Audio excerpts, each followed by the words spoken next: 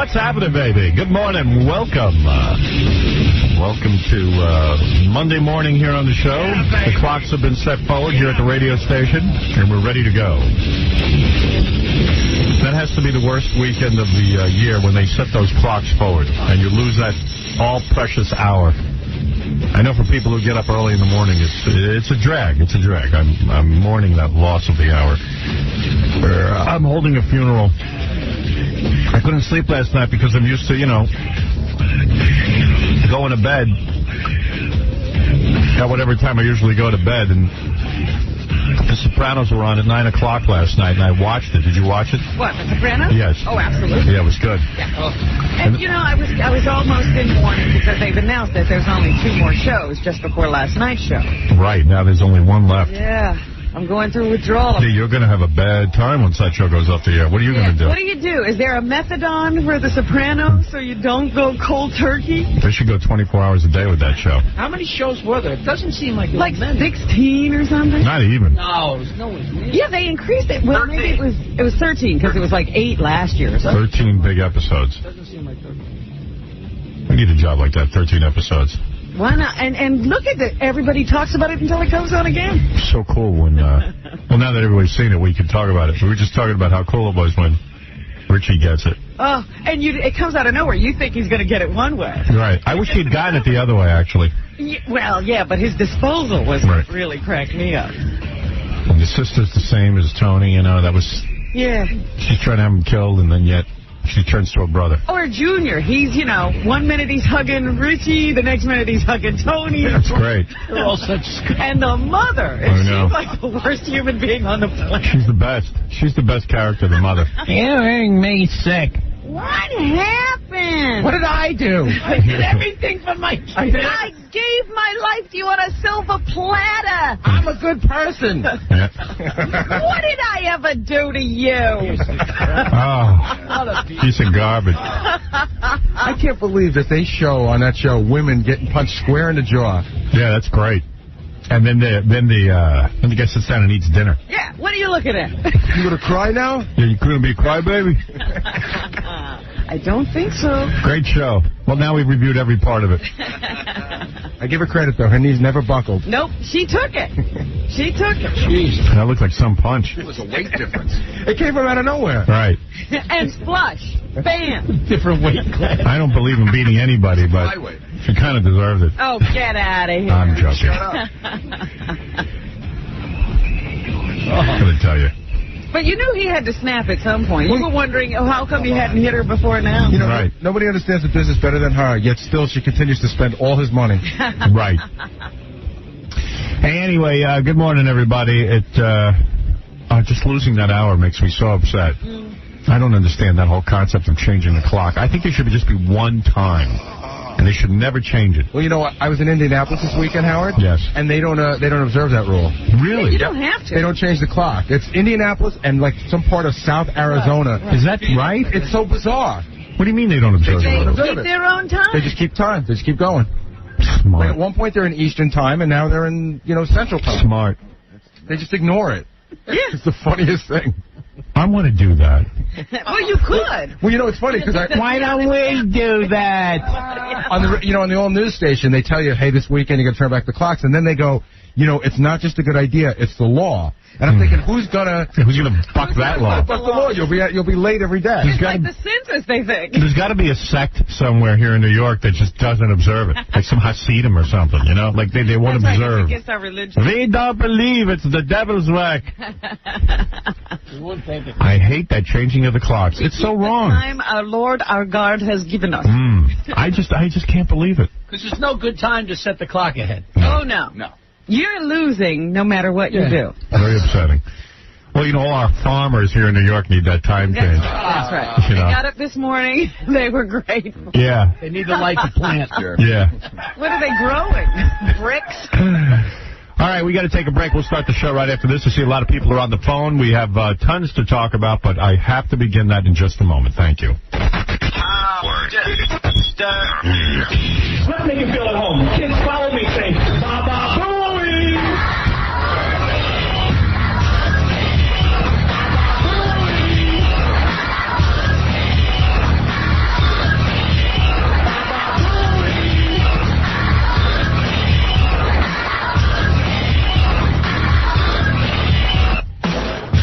This is Scott Weiland from Stone Temple Pilots. You're listening to the Howard Stern Show.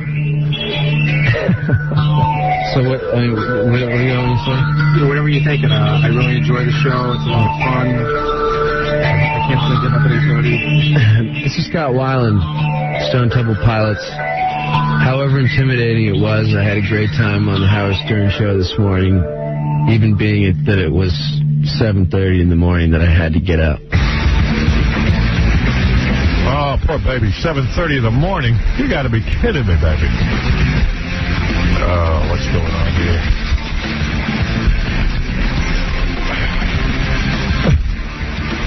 The electric tape that usually holds my microphone up seems to have snapped.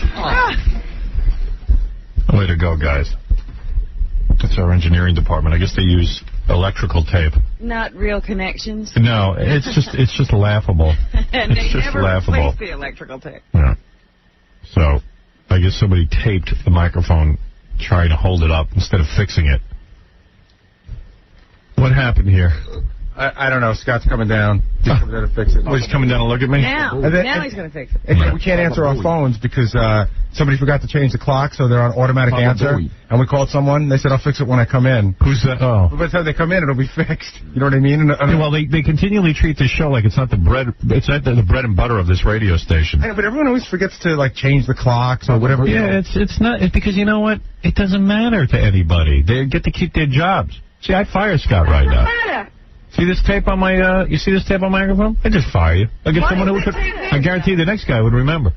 Why is this tape here? I never saw this piece of tape here. But, oh, he brought in more electrical tape. Go ahead, answer my questions. Stand up to my inquiry. There's something wrong with the mount, so... When did the mount go bad? It went bad Friday, I believe. Right. I believe. He's like a congressman or somebody testifying before Congress. So they put some tape around it? Well, I did that because that was the only thing I had this morning. Did you call anyone? Not this morning. I told them last week. Oh, so you... Oh, what? Oh, you told them last week. Oh, you told them last week, so it didn't go bad on Friday. Well, they weren't here. Oh, I told them they weren't here. I spoke to Richie on Friday. I spoke to Richie on Friday. So you mean for a whole week it was like this? No, not a whole week. You said last week you told them. Well, Friday. Oh, Friday you told them. You discovered it on Friday and you told them on Friday. Right. They weren't here, obviously, so the... So you gonna put more tape on it? That's all. So I'll struggle with this all night? I don't have the right piece. Yeah, but why wouldn't you find out where the right piece is on Friday? Now we're gonna have to wait, like we could have gotten it done over the weekend. It's like nobody wants to work on the weekend. Where was everybody? They took Friday off? No, they had to do other things. They have, you know... There's two guys here, Howard, and they're always out doing something else. You know, legitimately doing something, but... Right. So now today the microphone doesn't stand up, so what do we do? It's idiotic. It's like the Three Stooges. This is idiotic. Well, you can't you want to put electrical tape now on while I'm on the air? You're going to wrap it up in tape? I could wrap it up on tape. Who needs an engineer to do that? I could wrap microphones in tape. That's what I used to do when I was a kid. With you. When my stuff busted, I'd get some tape and tape it up. Because you didn't know how to fix it. Right. These guys are given a salary because they're not. And what what does Richie and the other guys do? They just over the weekend just put it out of their mind that there's a problem. They have remotes that they got to take care of. Oh, remotes. But they didn't say, well, here's where you find this, fix it. I don't believe we have the piece. You don't believe. Well, how would you know? You don't even know a thing. Of course we don't have the piece. You gotta call somebody on Friday and go, hey, where is the piece that we need? There must be a place to get the piece. Or there might be a way to fix this rather than put electric tape over it. Well, congratulations again to everybody for snapping too and really worrying about how things are going to work on Monday. And then by the way, I'm considered difficult because on Monday I complain. I'm the difficult employee. Like, I always hear Richie, yeah, you're real tough on us. I don't understand why you're so tough on us. I don't get it. I'm not tough. I'm trying to do a show and the microphone's pounding me in the face. I agree with you. You do agree? Of course. Well, thank you. Well, I'm glad you agree. Very nice to get, very rarely does he agree with you. I mean, I didn't even know this was going on. You should have told me. I would have called people. I mean, really, it's so simple. And that general manager of mine, that Stungatz, he just runs around. He's looking for things to do. Fixing the equipment isn't glamorous enough. No. He doesn't get Ballsy doesn't have to talk to the engineering department. Ballsy has from me. You've got to read the same commercial over and over again, even though it sounds identical to the previous commercial. That he's good at telling me to do. Getting something fixed is boring.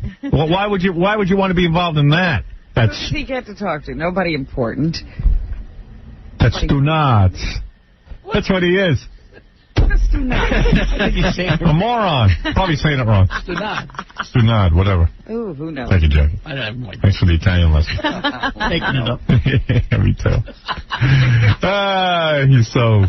He's so nothing. So mediocre. Oh. So mediocre. I guess they set back every clock but the one that goes to the telephones. Now I'm all angry this morning because there's an article in the New York Post about how little I get paid compared to how much money I bring into the station. Oh, my goodness. Which I've always suspected because they never really let me do a full counting. Right. Nobody's going to tell you how much is coming in. It's not a question of how much money we bring in the morning. Forget about that. It's how we carry the rest of the station. Oh, well, that's, I was explaining that to somebody over the weekend. Nobody understands that it's not just commercial time sold here that we're responsible for, that they sell the entire day. You can't even buy us without buying the rest of the station. Now I'm feeling all ripped off. Listen to this article. I was feeling good about the money I was making. Uh-oh. and by the way, they got me in the paper making too much money, so the figures... You mean they have you making more than you actually make? Yeah, and then they're saying it's still not enough. That's not enough. Yeah. All right. Memo to Howard Stern. You're not paid enough. By John Manelli. He knows how to rev you up. Oh, my God. This is, I'd rather read negative crap about myself. Is it possible that Howard Stern, who earns a reported $18 million a year, which I don't even come close to making, is underpaid? CBS Infinity may be paying its biggest radio star only about half of what he's worth. Whoa.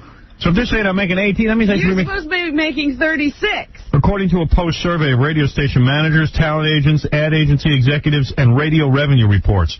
All I would really comment on that is, obviously, Howard is the engine that drives the train, said Bob Moore, the general manager of KLSX.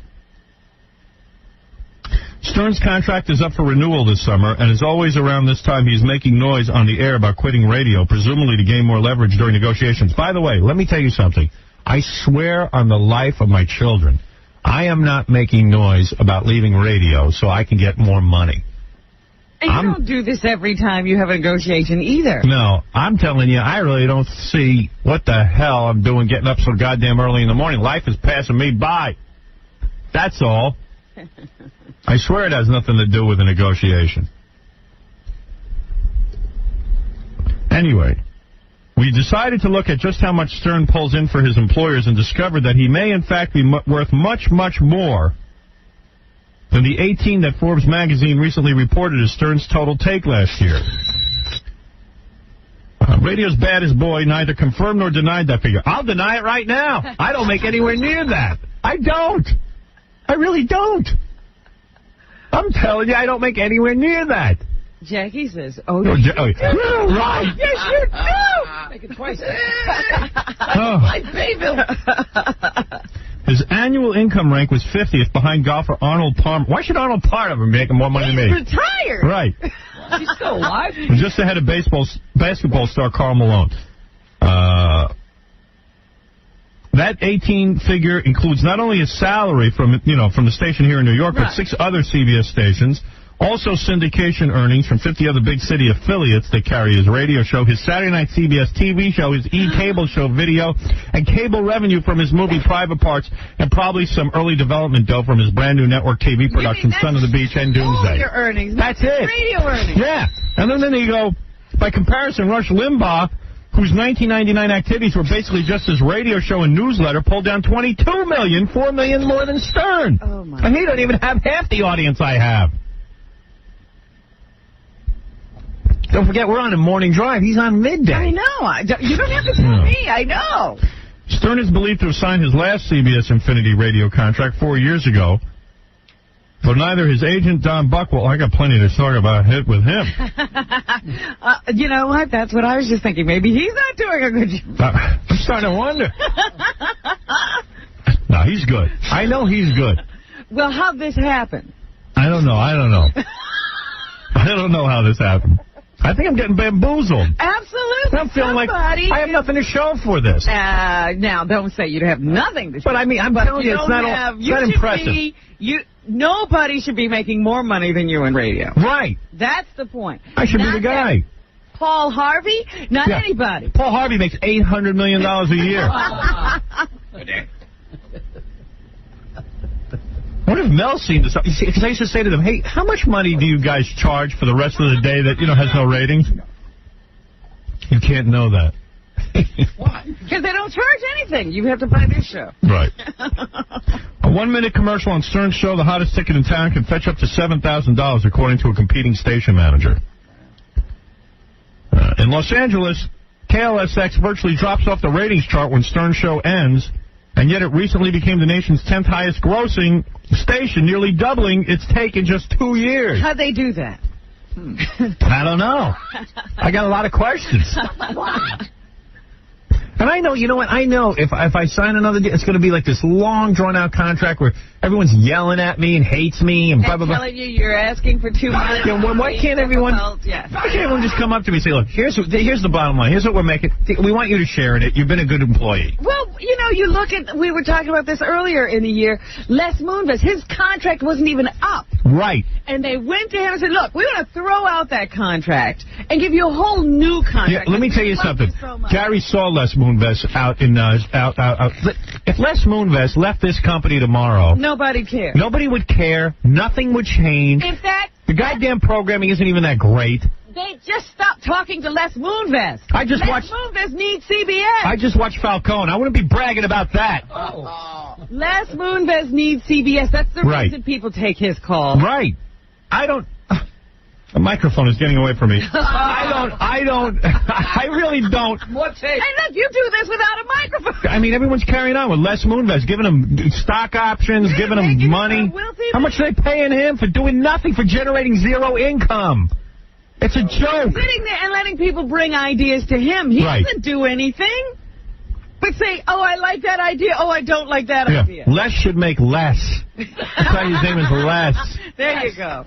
Rip up his contract and pay him less. How much money has he brought to CBS? Zero. And he'll tell you he's the greatest thing ever in programming. Well, of course he was. There's $50 million. Hire Warren Littlefield. Get the same program. Hey, to hire the guy that came up with that how to make a millionaire. Right. Who wants to be a millionaire? Where was Les? Why was Les asleep at the wheel during How to Make a Millionaire? Oh.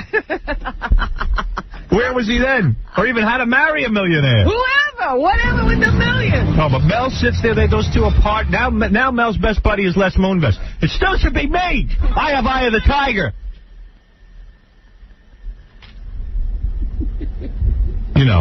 Les was busy greenlighting Falcone while I was here in the trenches. Taping the microphone. Stu Nod.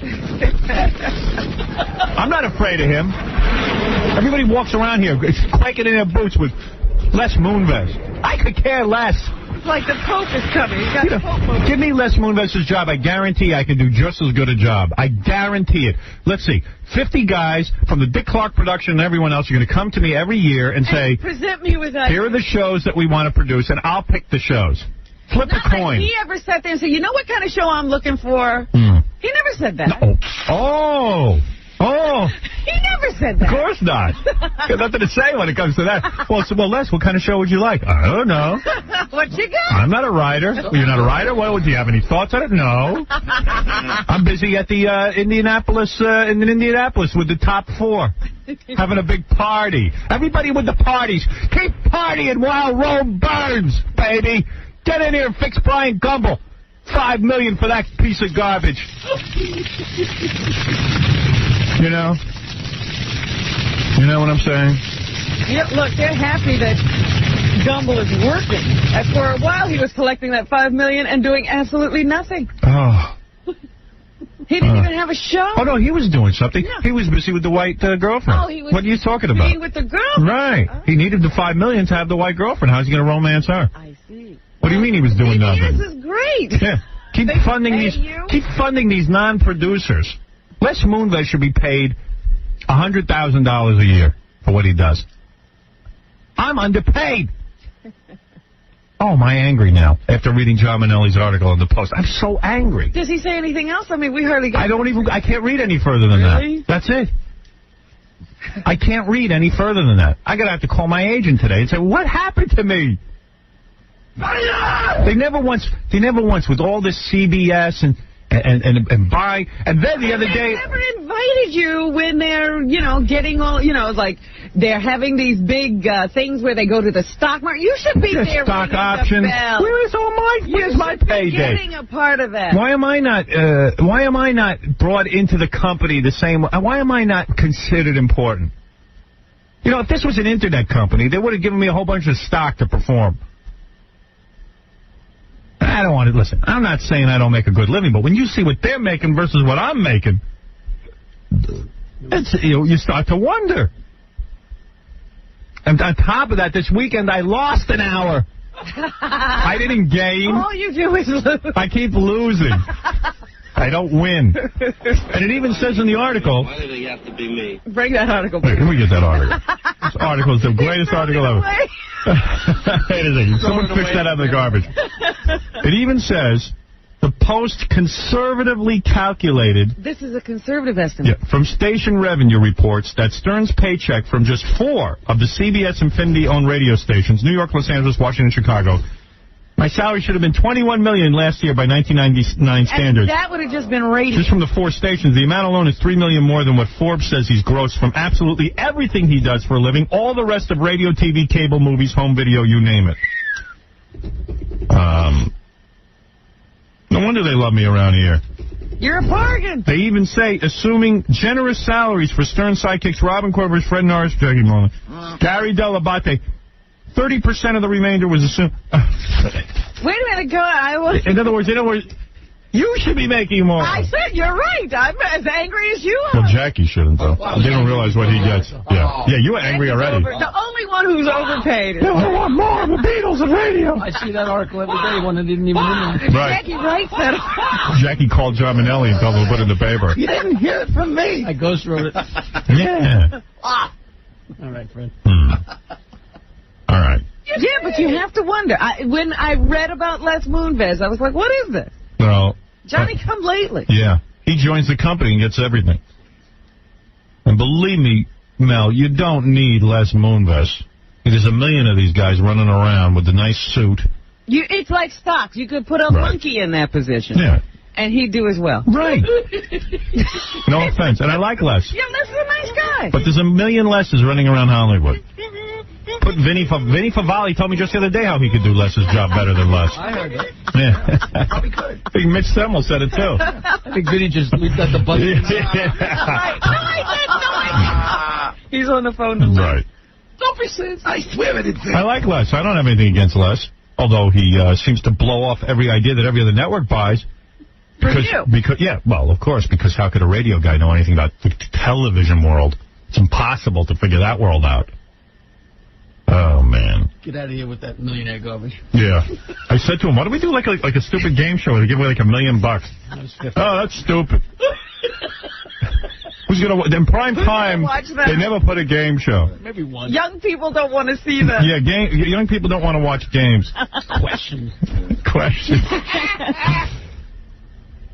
Yeah, so we get some idiot like Regis to host it. Yeah, I'm reading the news. I'm going to change the topic. My story is the biggest horror story in the paper today. But that's a tragedy. Right. But I got to tell you, I'm reading the paper today about the supermodel Naomi Campbell. And what they say is... First of all, she does look super, doesn't she? She is. She's fabulous. She doesn't even look human. She is super. She's a gorgeous woman. It's an alien. Yeah, she is beautiful. Who is her boyfriend, Robin? Some Italian guy. Lucky guy. Looks great. I like to wake up next to that. Very wealthy, this guy, they say. Well, anyway, this Naomi Campbell went to... let me set it up right. She has what they call a violent mystery virus that every, couple of months or something, they say, just randomly, she gets diarrhea, stomach cramps, vomiting. I would say the diarrhea was just nerves, but vomiting. And where did she... Listen to this. They interviewed her mother. Where did Naomi, and sometimes she has to be hospitalized. Yeah. Where did Naomi Campbell go? India. Yes. Thank God you got out of there, Robin. I don't know how anybody can stay there. Supermodel Naomi Campbell has been battling a violent illness for 2 years. The doctors, they got the top doctors working on this. All over the world. Yeah, they're stumped by the mystery virus because no one wants Naomi Campbell ill. All of our scientists are all doctors frantically working on a cure. Forget your illness. Right. They're all working on Naomi. Right. The condition, which probably stems from a stomach virus, the catwalk queen came down with during a vacation in India. Oy vey. A vacation. Why vacation in India? Right.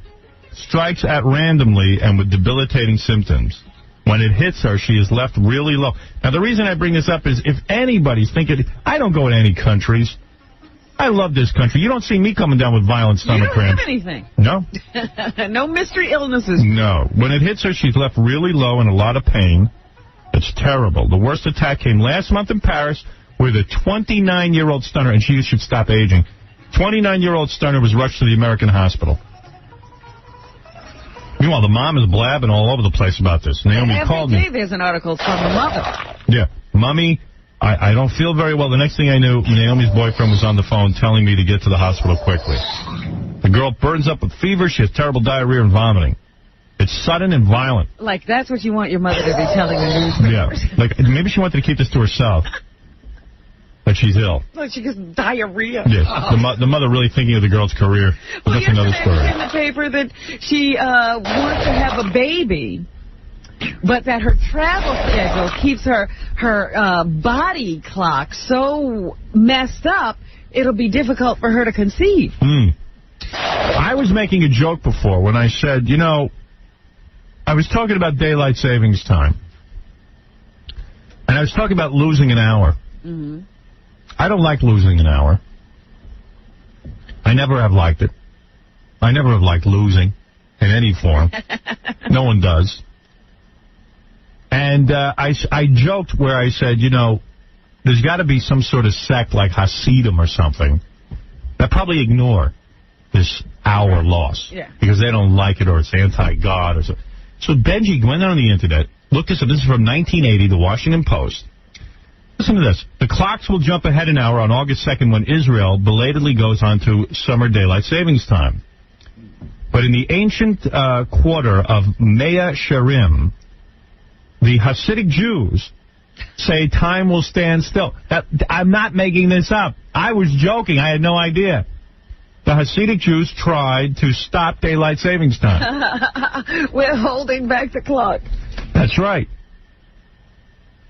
Orthodox Jewish violators who set their clocks and watches to daylight savings time will be hauled before Mea Shearim ecclesiastical courts and punished by community pressure, including shunning by other Orthodox Jews. If you observe the other hour, you will be shunned.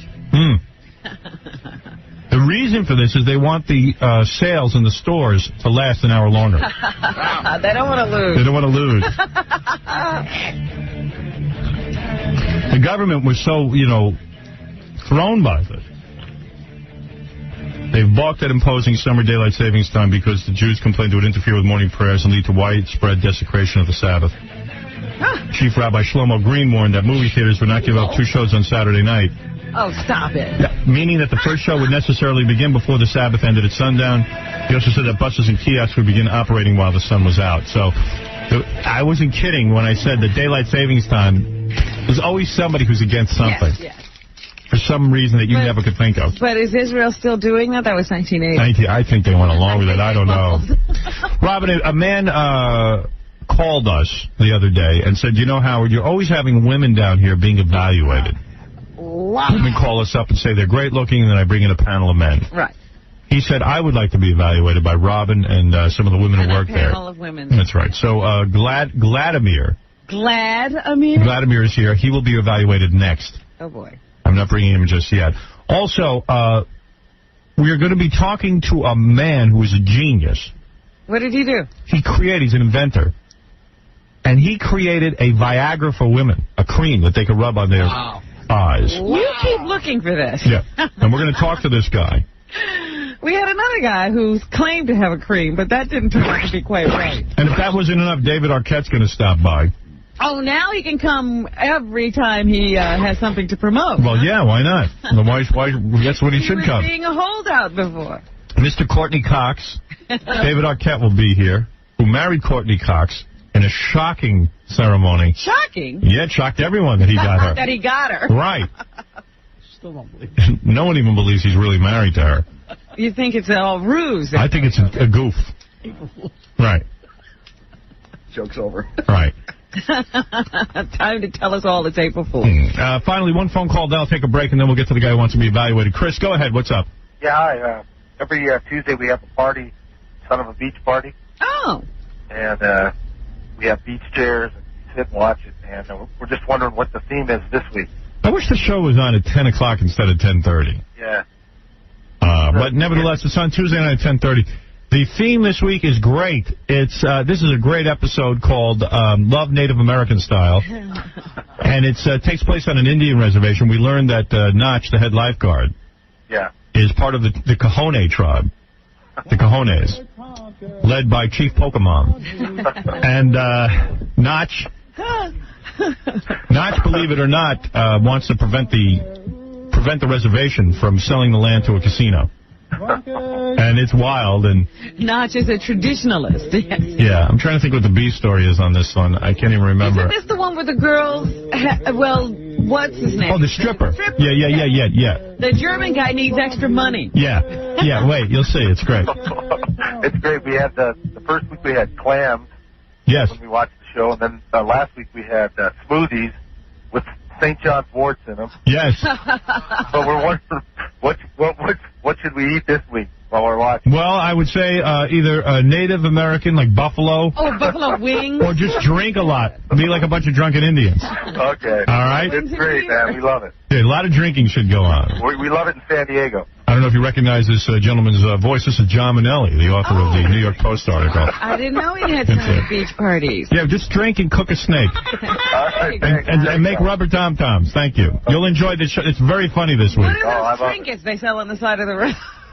Yeah. But you'll see. The little tomahawk. Actually, you should smoke medicinal marijuana. There we go. Which is mushrooms. what Notch talks about selling in the show. You can get that down in Mexico right now. Right. All I know is I'll have a totem pole in my pants during the actual show.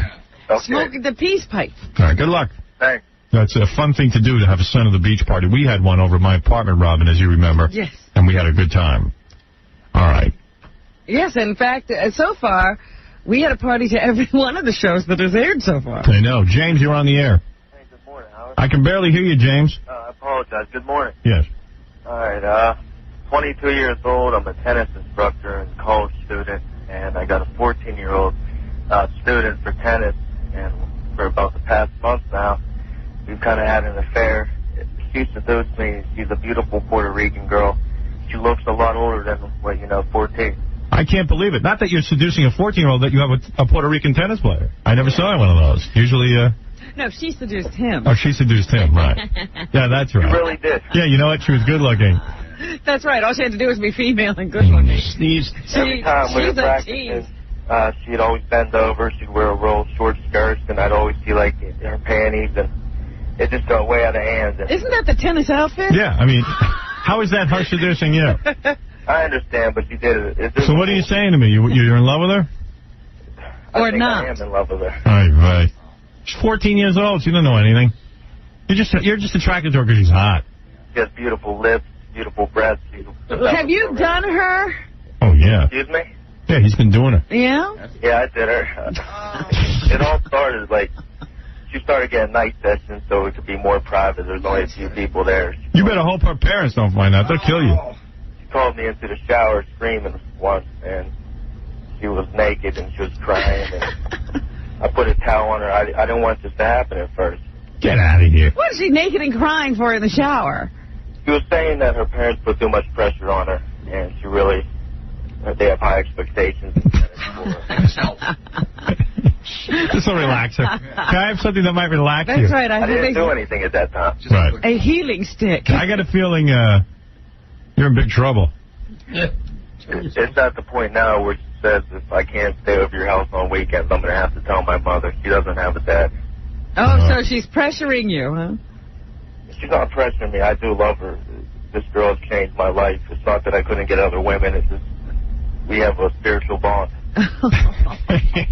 It's spoken like a real guy. The guys always think they have a spiritual bond with any good-looking girl. Well, yeah, I mean... You know, it was beyond us. Dude, I'd respect you a lot more if you just said, you know what, this chick's really hot. She really is. Although, you know what, this isn't that crazy because, like remember, didn't, D tell us he met his wife when she was 15 and he was 20? Yes. Or 22. He could have been 22 as well. I don't even know. She put the first move on me. She pretended to have a cramp. I came over and I was doing what I knew what to do. And I had my hand on her side, massaging it, trying to relieve the cramp, and she pushed my hand underneath her skirt. Yeah. There is a God. I don't know. That sounds wrong to me, bro. What do you think I should do here? I think you better get out of town. Well, he doesn't want to leave. He doesn't want to leave his girl. I'm getting a little psycho now. It turned out this is crazy. I don't want it to end. I love the sex. You don't know what this girl can do with her lips. Believe me, I do. I'm sure it's great. I took her virginity. Did you? Yeah. Well, I mean, I'm just, I don't have to tell you the legalities. It's rape. Yeah, I know. She's 14. And that's what I'm afraid of. And that's what she's using against me now. If I was you, I'd hop on that raft with little Alien and go back to Cuba. Yeah, maybe you ought to take him to Cuba. You never look. Hey, Robin, I have a cramp in my lap. Help me. I don't know. You know what, dude? I don't know what to tell you. You've never looked at anyone younger and just they seduce you with that beautiful, fresh look. Nah, totally shaved look. You never had anyone look at you and you realize they're totally shaved? No, dude, you gotta, sometimes you just got to be stronger than your carnal desire. I can't do it, man. Yeah. Well, you're already done. Is she a dark-skinned Puerto Rican chick? Excuse me? She dark-skinned? Oh, yeah, dark-skinned. Dark-skinned Puerto Rican? Nice calves. Her legs are so toned from tennis. I just love licking them. Yeah. Sue Howard is so sweet. Really? Oh, my God. Well, I guess you're going to have to let her stay weekends. Yeah. Let her stay over. Looks like you're going to be having slumber parties every weekend. I don't know how long this can last. I don't know anything at this point. I do drugs. I don't want her doing drugs. She wants to be closer to me. She wants to do the drugs. I got a whole crazy thing. I'll get out of here. I could care less. She says she's there. Tell her to clean up the house. All right, listen, I got to take a break. You're going to be evaluating a guy. You got to be totally honest with him. Now, I hope this guy is good-looking, not just some schlub. At least these girls think they're good-looking. We're gonna find out. Let me take a break, and we'll be back right after these words. Welcome to Monday. I don't know the date. I'd give it to you. April 3rd. April 3rd. We'll be back right after these words. And now, a lesson in first-class ass-kissing. I'll tell you something. You were saying before about being funny. You're the funniest guy in the world. Thank you. My friend, let me tell you something. And I'll tell you why. It's not because all the jokes like he's telling you about Jackie. Jackie's fine. I love him. He's great. But you say things, you say, oh, ow. Whatever you do is funny. That's right. All the quirks, your idiosyncrasies. Is this Leslie West's father? Yeah. I beg your pardon. It's good. I wasn't listening. Everything that there is funny. No matter what you say is funny. That's right. Yeah. Listen to me. I told you before. I've been listening to you for years. Everything you do is funny. I listen to you just to hear you say hello. Really? Goodbye. Hello? There you go. See? It's the greatest thing. Jackie's beautiful. I got a beer can with his autograph on it. It's wonderful. Fred Norris, him too. Jackie threw the beer can back to me because it wasn't full. But I've been trying to get through for years, you know. And you're beautiful. No, listen to me, Howard, please. Can you just go, There you go. Even all that stuff is beautiful. Thank you. Gary Connie knows humor when he sees it. Right, exactly, sir. Attack my family, attack my friends, attack me. Doesn't matter, it's funny just to hear you say the weather is funny. Good talking, Mr. Letterman. Even that's hilarious. But hey, that's just one nation's opinion. You're listening to Mr. Old Laugh-A-Minute himself, Howard Stern. There's a boil on the butt of humanity. It's the Howard Stern Show.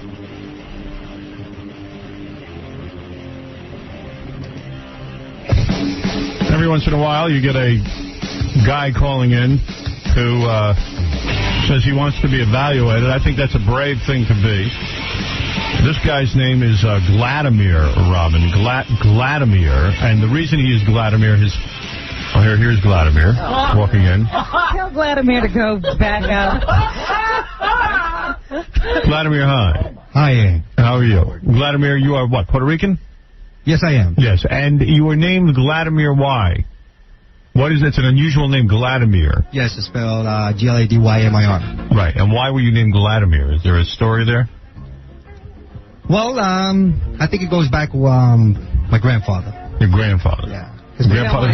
No. My grandfather's name was Perfect. Perfect? Right. So how did you get the name Vladimir?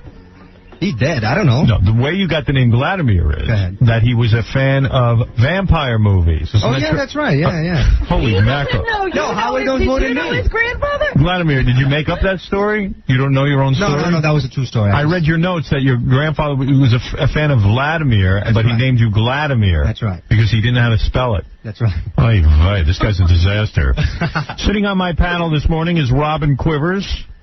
Hey, Robin, you didn't say hi to me this morning. Robin, be quiet, Vladimir. I don't remember seeing you, Vladimir. Robin Razinski, the executive producer or segment producer, supervising producer of my E-show, whatever that is, and Anne-Marie, of course. What is Anne-Marie's title? She didn't have a title. No, we call her line producer. Line producer. She's a line producer. Yeah. She produces lines. Anyway, these are three good-looking chicks, Vladimir. They all have seen men before, all have dated men. Okay. Some are married, some are not. All right. Some are in long-term relationships, some are not. I won't embarrass the ladies who are not. Is that an embarrassment? Of course, not to have a man is a terrible thing. Now, let me ask you something. Usually when the women come down here, they're being evaluated for some purpose. They want to work at Scores, or they want to be in Playboy. Right, Vladimir, why do you want to be evaluated by these girls? Why do you want to put yourself through that? Do you know why you're here? Why? Yeah. I want to be a porn star. Oh, you want to be a porn star? Okay, so now we know the content. All right, so you're going to get naked for the girls and let them evaluate you? Yeah. Can the guys leave?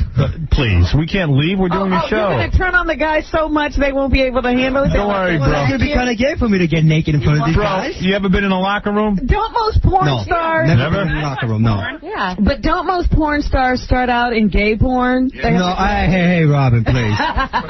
Vladimir, where do you live? You live in New York? No, I live in Boston. Oh, you live in Boston. Yes. Okay. I'm just trying to find out about you, that's all. What? If you're going to be in porn, don't you have to get used to taking your clothes off in front of people? Yeah, I guess, yeah. But not in front of guys. Right. Well, do you have a small member? I would imagine you need a big one for porn, don't you? Trust me, You're well blessed. I'm well blessed. You're well blessed. No complaints. How many inches do you think you are? Oh, Jesus. People listening at work, you know that? Well, I didn't tell you to come down here. You're getting into porn. Oh, yeah. Jesus, this is embarrassing. 9, how's that? You say you're 9 inches. Okay. And you've made love to women already before? Hey, are you guys jealous back there? Because I heard the competition you guys had. Yeah, 9 inches, huh? Yeah. That's very big. So when women see that, they must be quite impressed. Hey, and sometimes they just can't handle me. You've made love to women. Now, you're not a tall guy. I would say you're about, what, under 5 feet tall. Howard, you're lucky I like you. Now, how tall are you? I'm 5'6". You're 5'6". He looks very short to me. Little man. Yeah. Yeah. I think it'd be hard to get into porn being 5'6", but what do I know?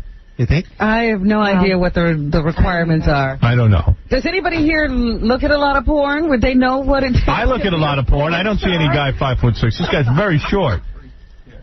Do you get into a lot of fights? No, never had a fight. Never had a fight. All right. All right, you ready? You want the girls to evaluate you? Yeah, go ahead. Why? Because it's so lucrative. Why do you want to be in porn? Just for the sex? Well, you do it all the time for women. Right. A guy, you should do, well, not you. The girl should do something for the men. I see. And you say that, how old were you when you lost your virginity?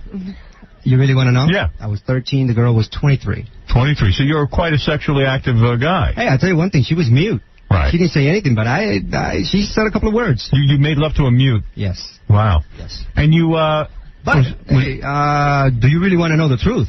Sure. I was molested when I was 7 years old. By a guy? Please, Howard. What, by a woman? By a woman. A woman molested you. Yeah. That's not molestation. What is that? That's lucky. That is That's like what did she do? What did she do to you? She was my nanny. A nanny? Yeah. You're a Puerto Rican guy? You grew up like with a nanny? Yeah. Oh, look at you. Hey, welfare did a lot of miracles. You're saying it's 7 years old. I know it's a joke. It's 7 years old. Now, when a young boy of 7 gets to screw around with his nanny, that's a birthday present. That's not molestation. No, actually, I ended up with like a necklace of hickeys. Really? Yeah. Is that how she got discovered? Yeah. Yeah. And you say at 7 you had sex with this nanny? Well, see, I didn't, like I said, when I was young, I didn't have intercourse. Yeah. Right. Yeah. But now as I grew older. What did she give you oral favors at 7? I think she did, yeah. Yeah. It was fun. Wow. Well, maybe that's why you're going into porn. Yeah, could be. Who knows? All right. So let's. All right, I guess it's time. I guess it's time. If you want to show the girls your physique, go ahead and then let's see what they think. What else they want to say?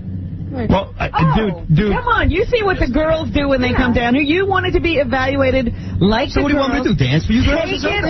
Take off your shirt. Why don't you put some music? I'll go over there and I'll dance for you girls. No, we don't want you to dance. Just take off your shirt. Come on, take off your shirt. You got to do it fast or I can't give you an evaluation. If you want to know how you look, I can see the guy's kind of muscular. Good arms. Yeah. Take off your shirt.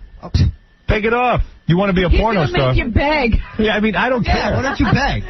You know what? I don't care if you leave right now. I really don't care if I ever see you naked. Well, can they evaluate me with the clothes on? No. Dude, strip down to your jockey shorts. We'll see how you look. All right, there you go. Well, the guy doesn't have any fat on him, I'll tell you that. No fat here. All right, just come on. You know, he might have been, it was a little disappointing when he walked in, but this could get better. Yeah, this guy's in good shape, you got to admit that. Go ahead, girls. Take off your pants.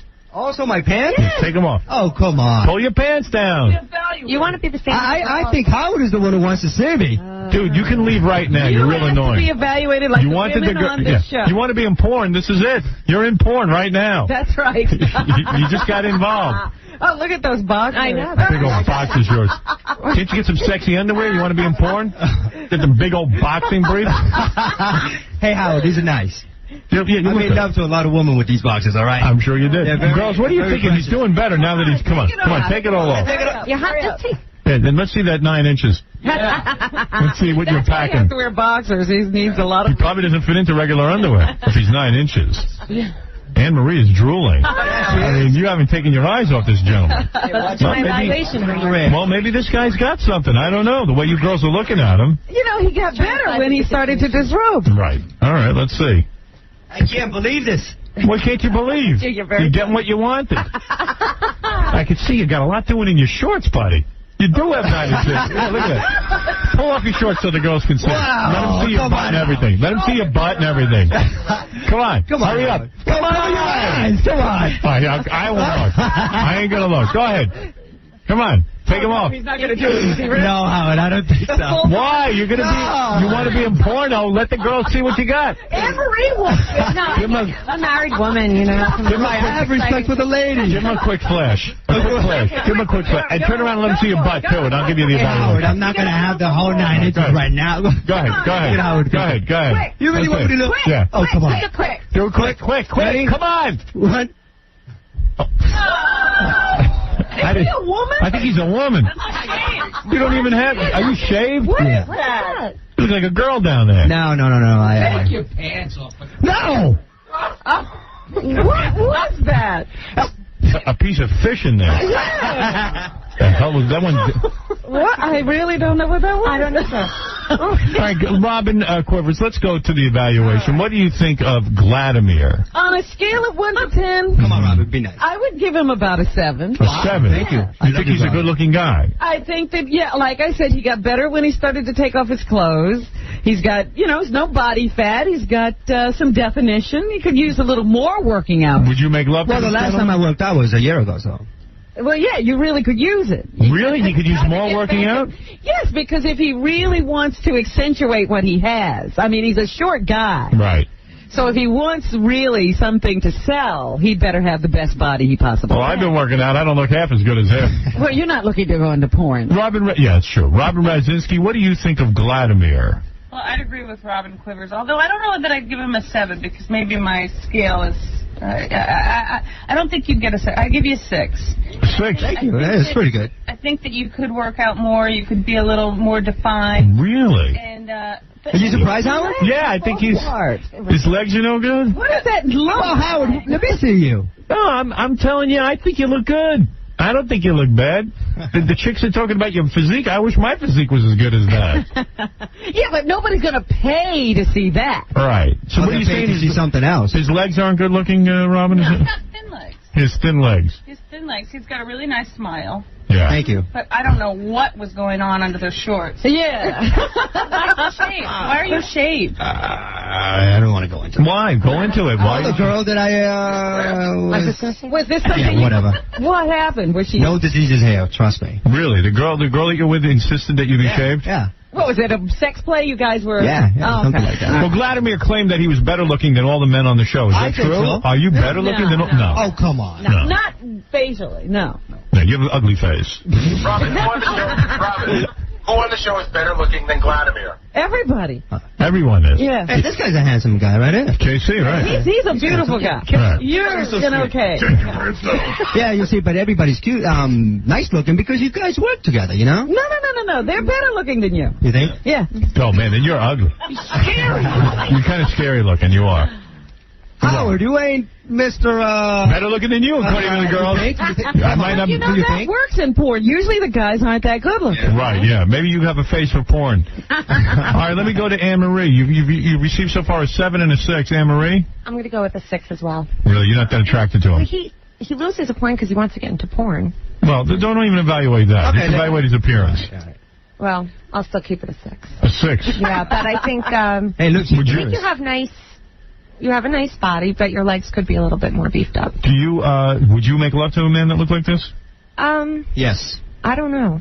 You don't know? I don't think so. You don't think so? No. Hey, I got the magic. Robin Brzezinski, would you make love to this gentleman looking the way he does? You're not my type. Right. You're a good-looking guy. Same thing here. Don't worry about it. Really? You're not? He's not. So how could he be a 7 or a 6 when he's not? You wouldn't even make love to him. He's got to be a 3. Yeah. No. Evaluate him objectively. If I gave a woman. For women, it's more about person. He's a terrible personality. Oh, so that lowers him. Terrible personality. He's a bore.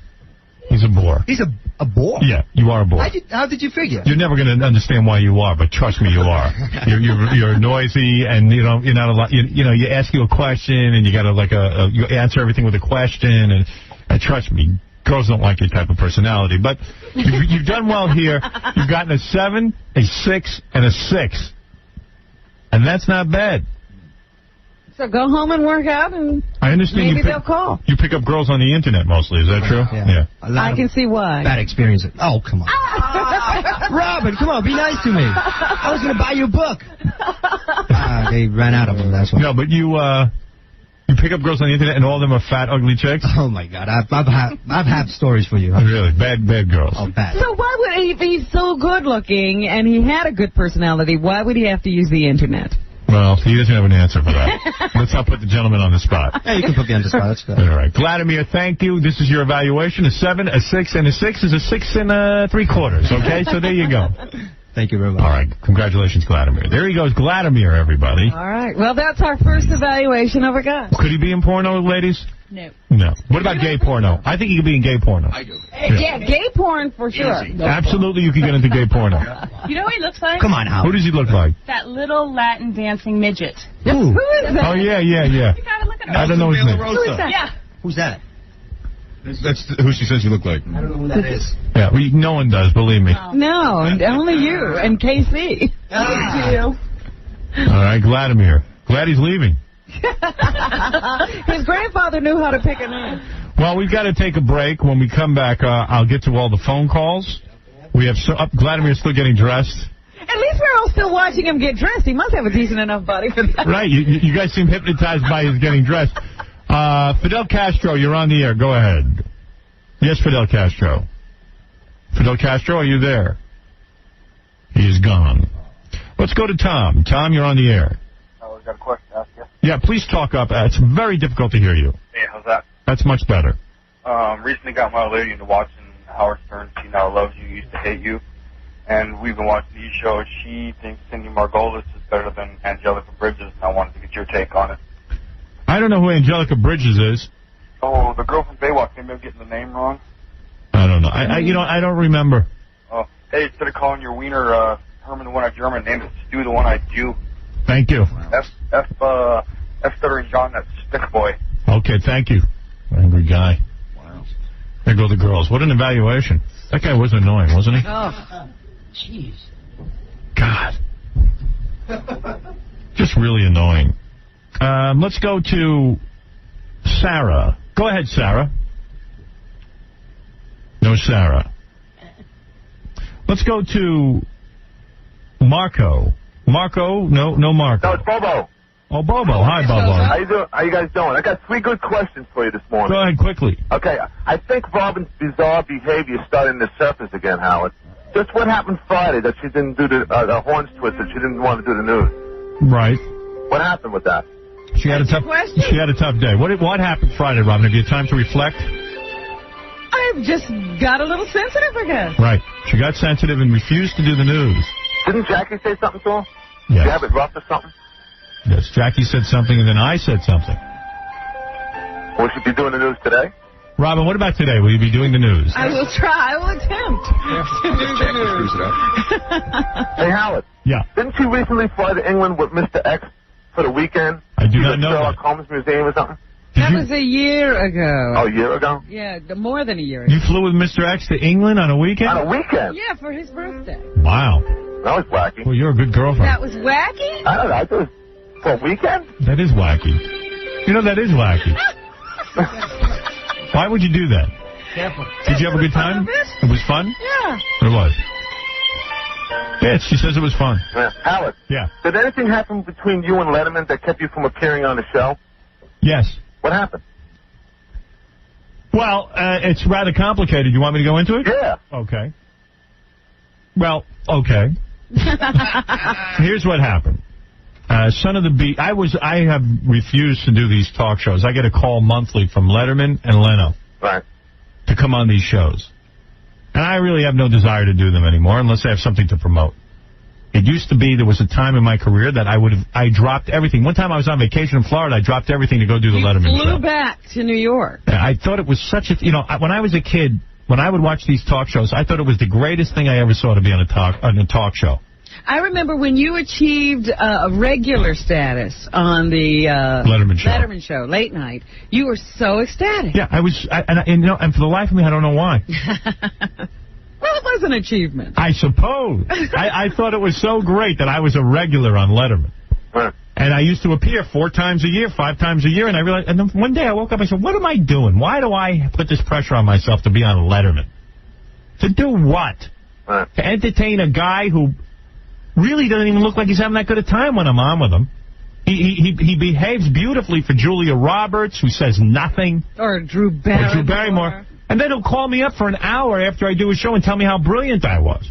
So I said to myself, well, it must be part of the shtick that you act like you hate me or you act like you're annoyed by me. Who knows? You distance yourself. He wants to seem outrageous or he's standing up to me. Who knows what it was, this persona that he would put on. And he wants you to do pre-interviews, right? Yeah, and I don't want to do that either. Yeah. So anyway, this last time, Son of the Beach was coming out. Right. And I decided I would do Letterman. And I called up over there, had my agent call up. I never called directly, because who wants to put themselves through a Rob Burnett conversation? And, we called up, and Letterman had his heart attack, or whatever he had. Right. So I said, look, I got to go promote Son of the Beach. I said to Rob Burnett, I got to go promote this thing. When do you think Dave's coming back? I'll do Dave's first show. We don't know when Dave is coming back, he says. Nobody knows. He says, but I understand you got to promote. Book yourself on Leno. And if Dave gets back sooner, you'll do Dave. I said, fine. Call up Leno. Leno says, wow, I'm thrilled you're coming on. And he books me. And I'm all set to do it, and Letterman decides to come back the night I'm doing Leno. Lo and behold. Go and figure that one out, right? You understand? Yeah. So right away, all of a sudden, we start getting calls from Letterman that they're mad at me because they want, they think I'm going up against them. Or some convoluted thing where, like, I'm doing this to them. Meanwhile, I had nothing to do with this. I booked an appearance on Leno. Nobody knew when Letterman was coming back. Dave's return was the biggest mystery in the history of science. Yeah, Guys coming back.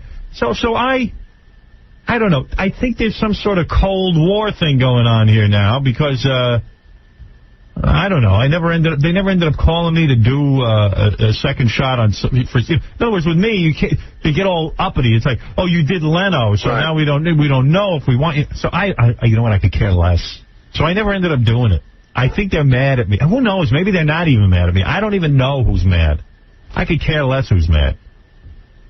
You know. Right. Who knows? I could care less. If I go on Letterman, I do a good job. Always have. You always do. Yeah, well... the highest rating. I'll tell you the truth. I don't want to go on any of these shows. I've had it. You don't need them. You know what? I figured out why I thought it was such a big deal to be on these shows. When I was a little boy, my mother and I would sit... We wouldn't talk to each other over dinner. And that was my doing, because I really didn't want to hear her moralize through dinner. I got the lectures 24 hours. I got the lectures 23 hours a day. 1 hour you needed. So I needed a break. My mother had the answer to everything and every situation.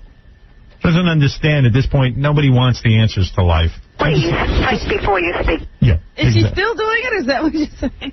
I don't know.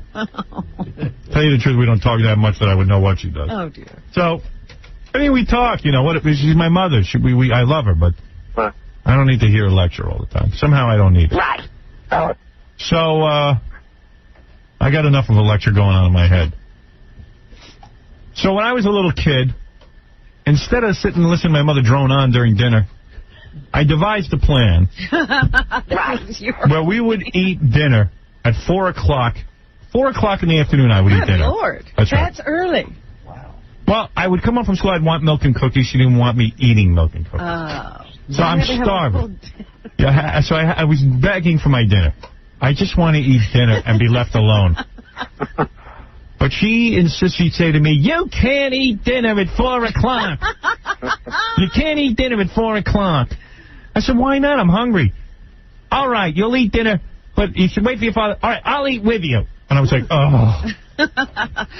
you couldn't eat dinner alone. First, well, she didn't want me eating dinner at 4 o'clock. It was disgusting. But meanwhile, then she would sit right down and scarf down her dinner.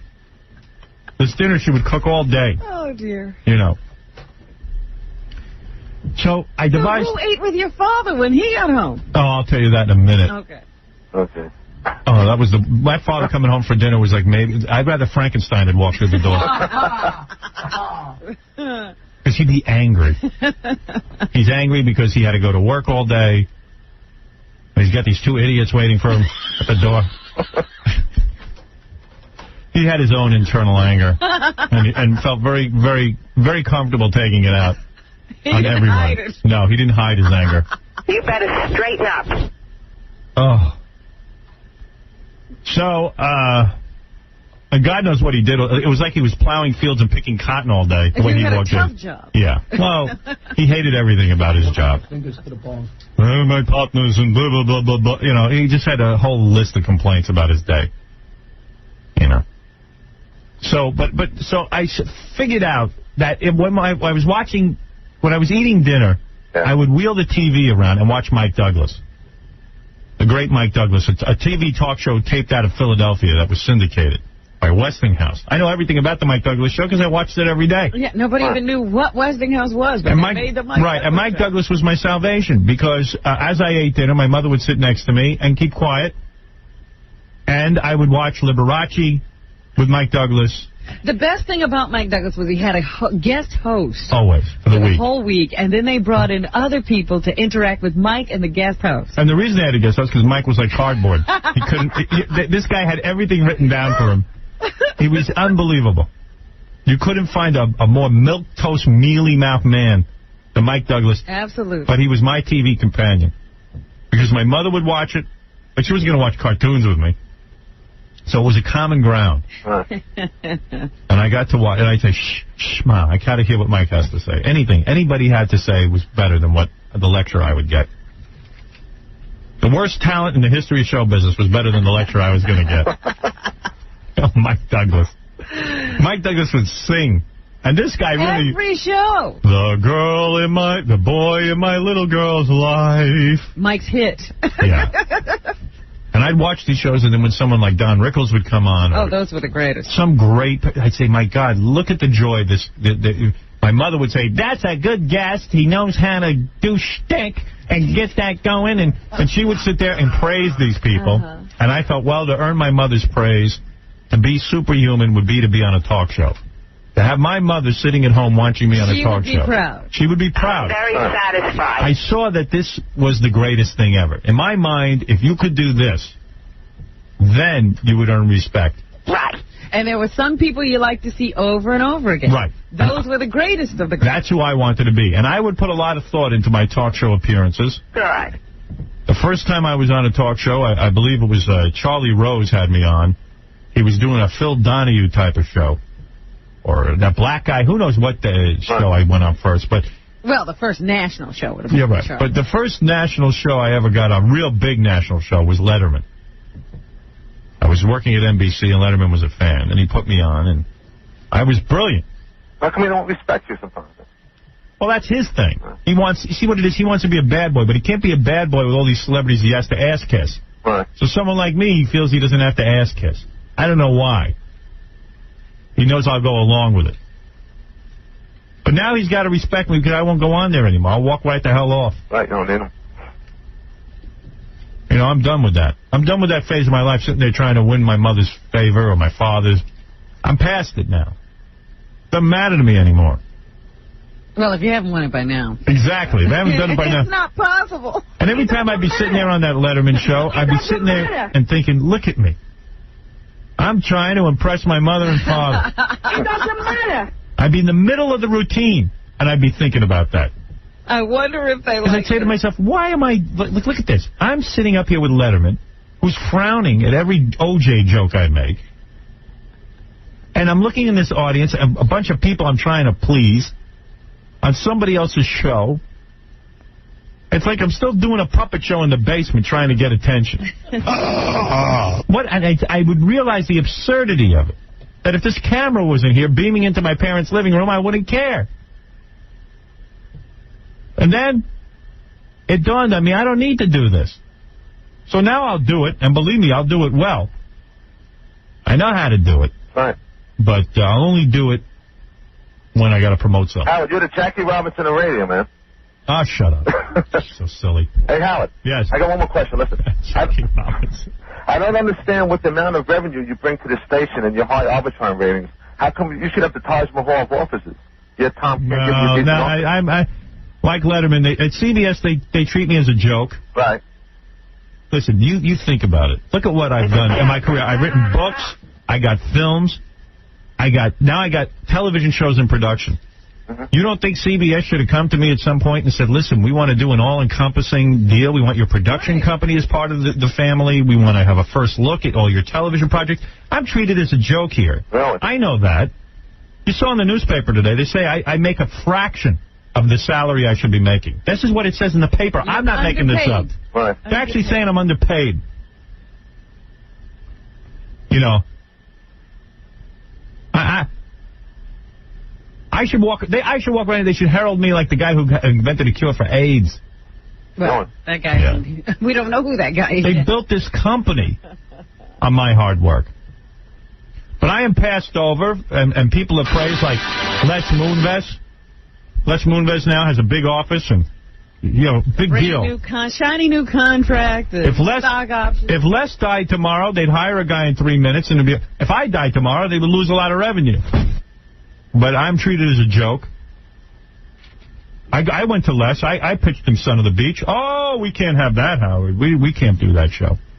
Why not? Why can't? You know why he can't do it? Fox can do it. You know why he can't do it? Because it's me. Because it's Howard Stern. He wanted to cut me out from Mel's favor. I know the politics that's going on here. They treat me like a joke.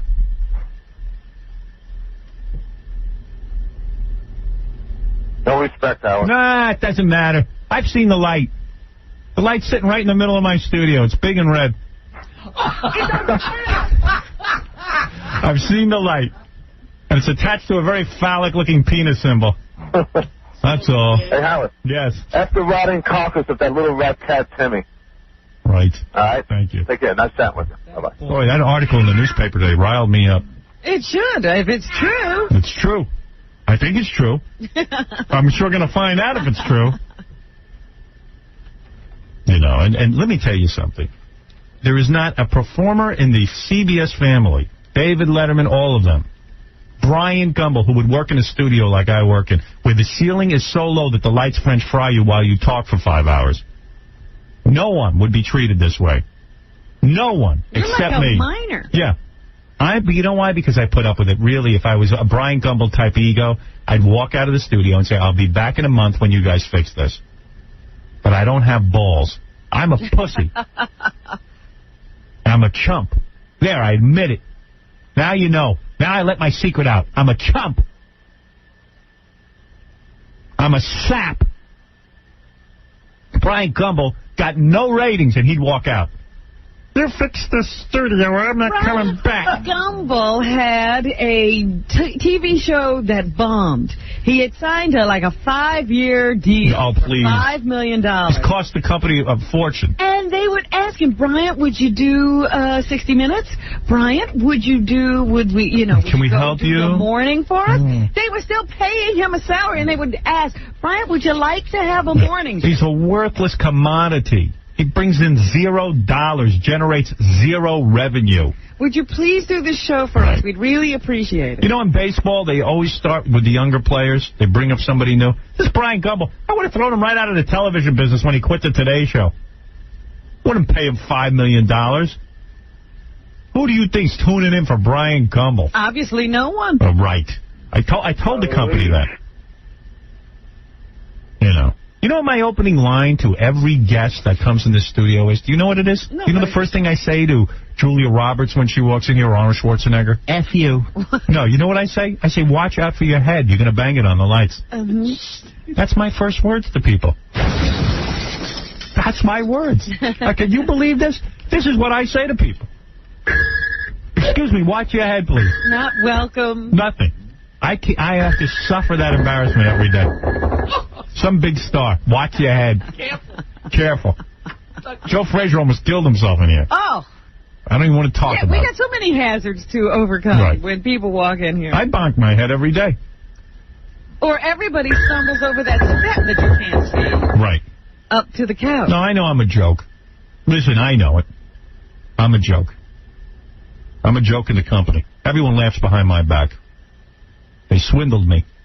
Now I read about it in the paper. Now I understand. Marvin, you're on the air. They swindled you and stuck you with Tom. Right. And that's the other thing. I've complained about this Tom for time immemorial, and I cannot get rid of this guy. He is completely ridiculous. He's ineffectual. Not for nothing, but Mel just gave $100 million to I1.com. I know. This is a company that has no assets, no profits, and is being run by two guys who've never done an internet company or have held a management position. It's all right. I don't care. Listen. Can you imagine? I've seen the light. Hollywood. Don't rub it in. Hollywood wouldn't even give Spielberg $100 million, and he's got a track record there. And you know that hot piece of ass, Christy Swanson. What are they giving her? $300 million? They gave her the store. Right. Well, that idiot. What's that guy? Les. He put her in some TV show that's supposed to be a knockoff of Sex and the City. It's horrible. It's unwatchable. Oh, don't even get me started. All I read about in the paper, the great Les Moonves, the great this, the great that. What about me? That's all right. My production company will continue to make deals with every other network but this one. I got another question. You know, over the last couple of years, you've done some tried to do some experiments on the show. Like, you had this one sponsor who had those laser guns or stun guns, and you want to pay somebody $4,000 to get stunned, and the company refused to let you do it because they said liability reasons. Right. And then some guy came in and he wanted his. Sir, you're killing me. You're killing my show. What's your point? Well, I watch MTV, and they're doing all these stunts on the air that jumping off buildings and skydiving and. Yeah, I don't know how to respond to this. I mean, why don't they? I don't know. They concerned about liability? I don't know because I'm telling you, with me, the rules are different. They got a team of lawyers here where they call every time I do something, and the lawyer says I can't do it. They limit my speech. They limit everything here. I've had it. Look, they've got guys wearing firecrackers running through rings of fire on TV at this point. Right. But we can't do Right. it. All right, thank you. Yeah. Please.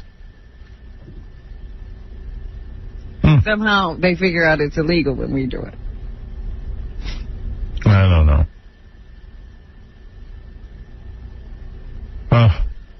All right, I got to take a break. I'm all now. My mind is racing. Let me alone. Let me alone. Let me be, will you? Why me? Why me? Why does it have to be me? Right. All right. We have so much going on today. We're going to learn how to turn women on because some guy invented a cream finally that is Viagra for women. Oh, so you're not going to learn to turn women on. You're just going to slap a cream? Yeah. Can you imagine? Very satisfied. Imagine you put some cream on a broad and she goes nuts. She starts wriggling around. You just jump up. Oh, it's so great. Turns them all into whores. Wouldn't that be great? I love little whores. Slap the cream onto a girl's knee, let's say, when she's at the bar, and the next thing you know, she has to have you. Well, that made me think of something. Julia Roberts has the #1 movie. 3 weeks in a row. 3 weeks in a row. This movie is going to be another $100 million movie for her. She is the most powerful person. She is. And I'll tell you something. I'm not going to go see the movie. What do you think of that? Oh, good for you. Yeah, I'm not going to. Don't be like everybody. No, I will not go see it. Well, you know what I was thinking this weekend? It's not the kind of movie you would die if you didn't see. Right. You know, it's not that great. It's a bad movie. After you've seen it, you ever say you want to see it again. Right. But it'll make $100 million. Because she's in it. Mm-hmm. And there's nothing else to watch. The TV movie of the week. I tell you, I don't go to see movies anyway. You got to drag me out of the house to see a movie. First of all, I hate going to the movies. I'll tell you why. First of all, you got to sit there with other people who are annoying and loud, coughing and klexing all over you. If they only talk, that would be a great thing. But now they have full conversation. Full conversation during the movie. And then you got to tell them to shut up, and then the fireworks start. Or you got to go out and find somebody who's brave enough to tell them to shut So up. for me to have to go to a theater to see a movie, there's got to be a big reason why I have to go see it. Like, there's got to be some urgency, or it's got to be like a big, spectacular movie, like a Tim Burton movie or something. Or Star Wars. Star Wars. Yeah, something big. But to go essentially watch a TV movie of the week, a big deal, Julia Roberts. Well, that's, you know, this week, every weekend, new movies come out. This past weekend, I was like, God, I wish I could see The Sixth Sense again. Right. Good movie. So I won't rush out to the movies. Yes, nothing seems exciting about that. I'm totally with you on that. No, I stayed home on Sunday, and I watched some movies. I got to tell you, I was more excited to watch The Sopranos last night than I would have been Me too. any movie that's out. Sopranos was great last night. Like, I waited for it, and it was worth waiting for. Yeah. And you laid in bed probably and watched it. And you know what? It's nice to lay in bed and watch. Right. It's so great. I'll probably watch it again. I do. I watch it twice. Yeah, I mean, I'll probably watch it again. There's something special. Like Friday night, I took my 7-year-old to Lion King. The second time I saw it. Great. Broadway. Yeah, that's worth putting up with all the imbeciles you got to sit near. Was it tough? Well, look, let me tell you something. No, it wasn't. First of all, that's a great play. No, I recommend that anybody go see it. I don't care what you got to do. No, I mean, was it tough for you being in the audience? The people. No, it was fine, but it's fine. It is uncomfortable, though. When I'm with my 7-year-old, they bother the 7. They don't bother me. They talk to my daughter. That's the new move. Oh, like they try to make friends with her? Yeah, they're like, oh, hi. Oh, look, I see you have a French manicure. And she'll talk to anybody. And they're not talking to everybody else's kids. And even at one point, but then once they start talking to the kid, and they see I don't get involved. They try to baby talk to the 7-year-old. She even turns me, what the hell are you talking to me like I'm a baby? I said, I don't know what's going on. I said, but I'm not talking to them, so I don't get involved. I let the kid talk. She's a human being. Let her handle it for herself. Leave her to her own device. Right. Let her learn to handle it. Yeah, you learn how to handle it. Then I'm sitting there, and then these 4 broads from out of town are sitting in front of me. They came in to see Lion King. My luck. And they're sitting there, and evidently one of these broads is sitting next to somebody else. You know, someone who's not part of their group. Right. And her coat touches the woman in the next seat. I love these fights. So the woman in the next seat said, excuse me, could you please not have your coat touching me? Now, you know theater seats are very small. Very small. I don't come to the theater having somebody's coat in my face. That's why every winter's like, oh, you got to have so much stuff and there's no room. Right, so this woman's from out of town. So she is so insulted that the other woman asked her to move the coat. She gets up She trades seats with another one of the women. She's creating a scene now. And she starts yelling at the top of her lungs, well, this New York City, I must have committed some kind of New York City faux pas. I must have committed some kind of New York City faux pas because my coat had the nerve to touch this woman. Now I'm caught up at her because she's screaming at the top of her lungs. You're all involved. Yeah, everyone's now involved. Then the woman's going berserk. Her friend says to her, calm down. I can't calm down. Just calm down. It's enough. She starts tapping on the shoulder and the woman in the front row, in the front of her, and says, would you mind if my coat touched you? Would you freak out? Oh, dear. And the woman goes, no. She turns around to me now. Now she's making a mistake. Does she know who you are, do you think? Oh, believe it. She was just working up to it. Yeah. She goes, excuse me, sir. Would you mind if my coat touched you? I'm looking at her, and I don't want to answer her. I'm mad. I don't really want to be involved in her. You didn't come here. I didn't come for this. She won't leave it alone. I give her a look like I'm going to kill her. Like I'm going to punch her in the mouth. She still turns, and she goes, I asked you a question. Would you mind if my coat touched? I look her square in the eye, and I say to her like this, shut up and turn around and watch the play. Wait for it to come on. Just like that. Just like that. So she turns around and shuts up. Shut up! My daughter looks at me. She goes, you were very rude to that woman. I said, no. She is an a-hole. I used the whole word. I said, yeah, that's fine. Believe That's not a problem. I've heard of it. And she goes, she is? I go, absolutely. I said, you got to learn this early on. So now you know what one looks like. So now you know what. Now you can identify her. I said, they come in many colors. They come in many sexes. It doesn't make a difference. Sizes, shapes, everything. Now I'm all charged up. I'm lecturing my daughter on why this woman's an a-hole. It cut me so crazy. But it's like, yeah, I came to see The Lion King, not your show. I don't want to be involved with you. You know how crazy people get? I took my kid to see a kid's show. I took him to see Arthur live on stage. How was that? You know what? I think my 7-year-old's too old for that. It was okay, but, the problem is that it's already a kid's show, so you realize that you're dealing with a lot of activity and a lot of talking as it is. Mm-hmm. Yet the woman sitting behind me, I know her entire schedule for the next month. Right. I know that they're going to see Blue's Clues, that it's Easter, that her husband's going to watch the older one. Yeah. And then her kid kept running up and down the aisle, and she kept screaming at the top of her lungs. I don't know what the kid's name would say. It was Evan. She'd be like, Evan, don't go into the front. And then she would tell her friend how the kid's a problem child and doesn't listen to anything. I knew the whole thing. Yeah.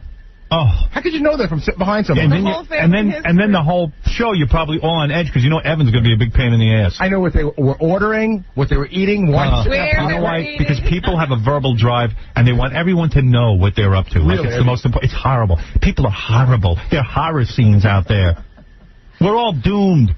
I was standing in the airport one day, and I was listening to this conversation between two strangers, and this girl was giving this stranger her whole life So you think I'm going to go to a movie and watch a show? Why would you bother having that conversation? I was at a movie theater the other night, and this one guy told this other guy to shut up because he was talking to the whole movie. So the other guy goes, what are you going to do about it, huh? And they start into this... There you go. We're about to get over, in a fist fight over them talking. Yeah, I'd rather lock myself in a room and stare at a wall. And then you have to make the decision. Should I move closer to watch or should I move away in case someone pulls a gun? Right. Everybody talks in movies. I've noticed. I've never been to a theater. Because people sit at home and watch television, and now they're trained to talk, and they feel their conversation is so worthwhile. They're rude. I can't stand it. I hate people. Didn't I tell you about the two guys? Now they don't even sit next to each other when they come to the movies. If they've got room, they put their popcorn in the middle seat, and then they yell to each other. Yeah, well, please. And they get mad if you look back at them, because if you look back to give them that quiet look, they get pissed. You know what? $9 entitles me to do whatever I want in the seat. Right. I paid. No, I paid. You shut up. We went to the movies the other day. There was like a Spanish family. It was about 8 of them, and they had a 3-year-old with them. Yes. Oh. And you're just so frightened to say something. Crying here. Oh, because they're going to kick your ass, too. Oh, I went to see the whole family will kick your ass. You know what? The wife will kick your ass. I went to see Summer of Sam. And Puerto Ricans can fight.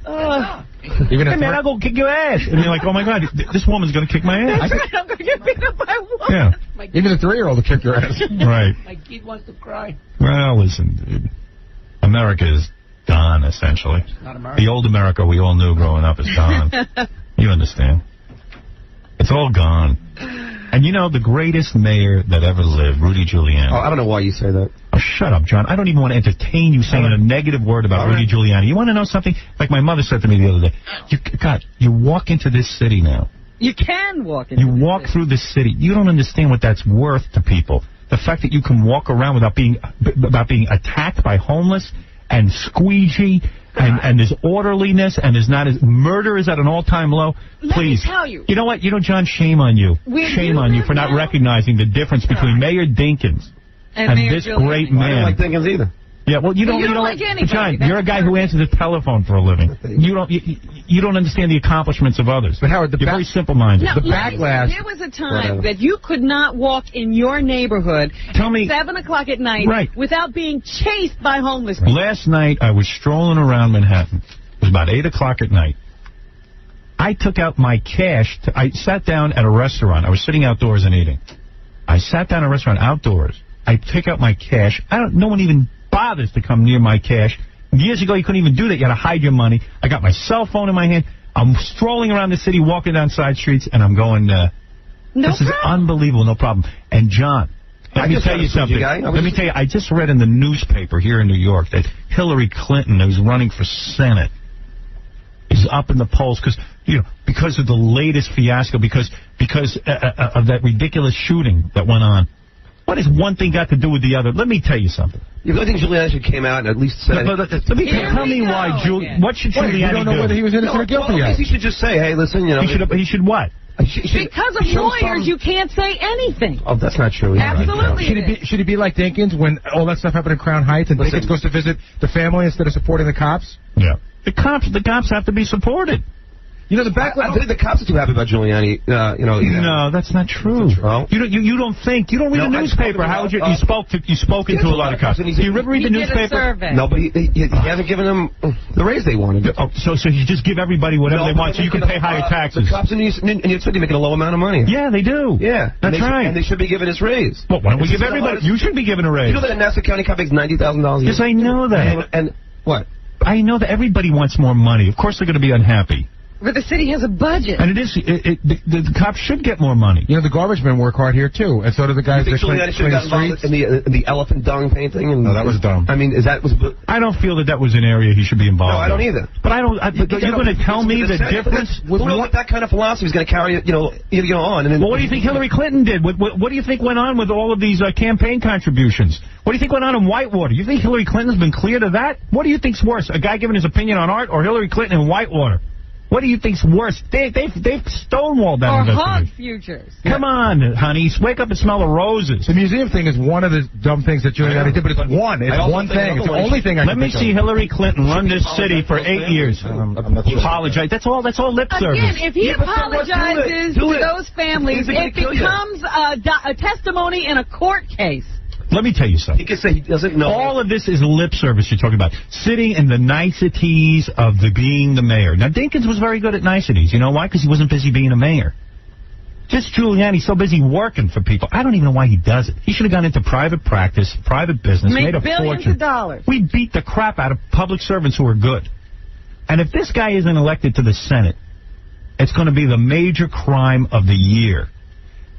Now, this guy deserves the respect of all New Yorkers, especially New Yorkers who know what it was like 8 years ago under the Dinkins administration when you couldn't get on the goddamn subway for the fear of your life. It's so absurd. I'm telling you, 2 blocks from where you live, one night I went to the theater there, and me and 2 of my friends were trying now to walk to the parking lot to get our cars, and there would be homeless people waiting outside the theater to pick up on women who were going alone to areas that were less well populated, and then they just harass you and tell you that you gave them money. Mike, go ahead. You're on the air. Howard. Yeah. Just got back from San Francisco. There are bums everywhere. If John says that Giuliani didn't do a good job with that, John is a guy. John is a bum. John is a guy. No offense to John, who he's now over 30 years old. He answers a telephone. He's a screens calls. Oh, no, he also asked dumb questions of celebrities. Right. Oh, that's right. I forgot. This guy wouldn't know what it is to bust you. You know what it is to run this city and to do what this man did? Some good things, but I don't like the other things that he's done. A lot of good things. What you don't like because he didn't visit a family under questionable circumstances? Or said, I'm sorry. There's a guy sitting and wrestling the cops. You think he should be apologized to his family? Forget about it. Forget about apologizing to the family. The guy's wrestling with the cops. Go get arrested. Don't sit and wrestle cops who have a gun. How about the guy who shot 41 times? What about that? You think Giuliani did that? Maybe he should have said, hey, maybe we use excessive force. That's not excessive force. When you see a guy pulling a weapon out, you shoot. Yeah, but he's got to kill. To keep together, Howard. Oh, okay, so you know what? So you should placate. No, not placate. That's what you're talking about, placating. They did use excessive force. Is that what the courts found? No. Yeah, no, John found it. John found it. In his own... the court could. At first, I got to say something. At first I did before I knew all the facts, but once I saw the court case go, no, I don't think. I mean, what happened was a couple of guys got scared of a guy that, should have just stopped and handed over his wallet and instead of running away. Let me ask you something. I can't wait to see the day someone pulls a gun on you. I want to see if you fire once. And you don't fire once. You keep firing till the guy drops. Don't you get that? It's so simple. Everybody thinks they should pull out their gun and hit the guy in the knee. Once. No, a police officer shoots to kill. Shoot and shoot and shoot. They should have been more sensitive to the family. Sensitive. Yeah. Sensitive. Here we go. Could have shoot the gun out of his hand like John Wayne. Howard, you know what the big cut against Giuliani now? The backlash is so unbelievable. This weekend, I was talking to a couple of guys, and one of the guys is from New York, and he says, I cannot believe what Giuliani did to Times Square. That is amazing. And one of the other guys goes, you know what, man, it's too clean. Right. I was like, well, how could you say that? Yeah, it's beautiful. You can walk around. It took away what New York's all about. It took everything away. Yeah, it took away all the sleeves and flavor. The flavor. You don't like that. Hey, Howard. Yeah. Down, Howard, do you? You don't realize it until you go to another city, and I'll tell you what, we got chased by, there had to be 4 bums a block in San Francisco, chasing, begging. I go, Jesus Christ, New York is unbelievable. Do you remember when there was a bum at every bank door? Yeah. Oh, everywhere. Well, because they had rights. Unbelievable. They have no more rights now. Somehow their rights were taken away. I love it. All right, thanks. Thank you. Listen, I got to take a break. You don't mind the strip club thing? No, not at all. Not at all. I don't mind it. I don't mind it. I don't. I honestly don't. There'll always be a way. There'll always be a way to see naked women. Trust me. Yeah. You know what we're going to do next? What? We're going to talk to David Arquette, who's here. Okay. Oh, he is. A little bit early, but we'll get him on now. Wow, great. This guy married... This is I like. He's early. This guy married one of the hottest pieces of ass in Hollywood, who's also worth millions. Yes, he's rich. I don't know how he did it. I ran into his sister. He's just a lucky guy. I ran into David Arquette's sister. Which one? I forget which one. Roseanne or Patricia? Patricia, probably. I think it might have been Roseanne. I ran into Rosanna Arquette. She have a little bit of an overbite? Yeah. That's Rosanna. I ran into Rosanna. I was talking to her the other night. You know, this from the song. Yeah, Rosanna. Yeah, whole group. Toto, wasn't it? This guy is now married to Courtney Cox Arquette. Courtney Cox. And get some kind of career going. I don't know if he's got a career or not, but his career is that he's married to Courtney Cox. No, he's here to promote a movie he's in. Yeah, whatever. I'm sure, what is it, a low-budget movie? Ready to Rumble. And he's got those AT&T commercials, more than that. Him and Goldberg. Doesn't matter anymore. He's married to Courtney Cox. He did what he had to do. But every time I see those AT&T commercials, I said, that's what he does to justify that he's with Courtney Cox. That's right. He's got it made. So you're going to meet a guy who has it made next. Yep. And if you think he doesn't, you're nuts. His wife's got big cans and a skinny little body. Oh. Got a great face. And a great job. And a great job. You know what his best movie is so far, David Arquette? Honest to God? What? His wedding video. Telling you right now, he's got it made. That he should show. And we're going to meet him next, and all men should bow down to him. Because he did what no one else could do. Why isn't he writing a book? He That's should be. what he needs to do. He's a genius. Tell everybody how you did this. We're going to get the book out of him when we come back, right after these words. You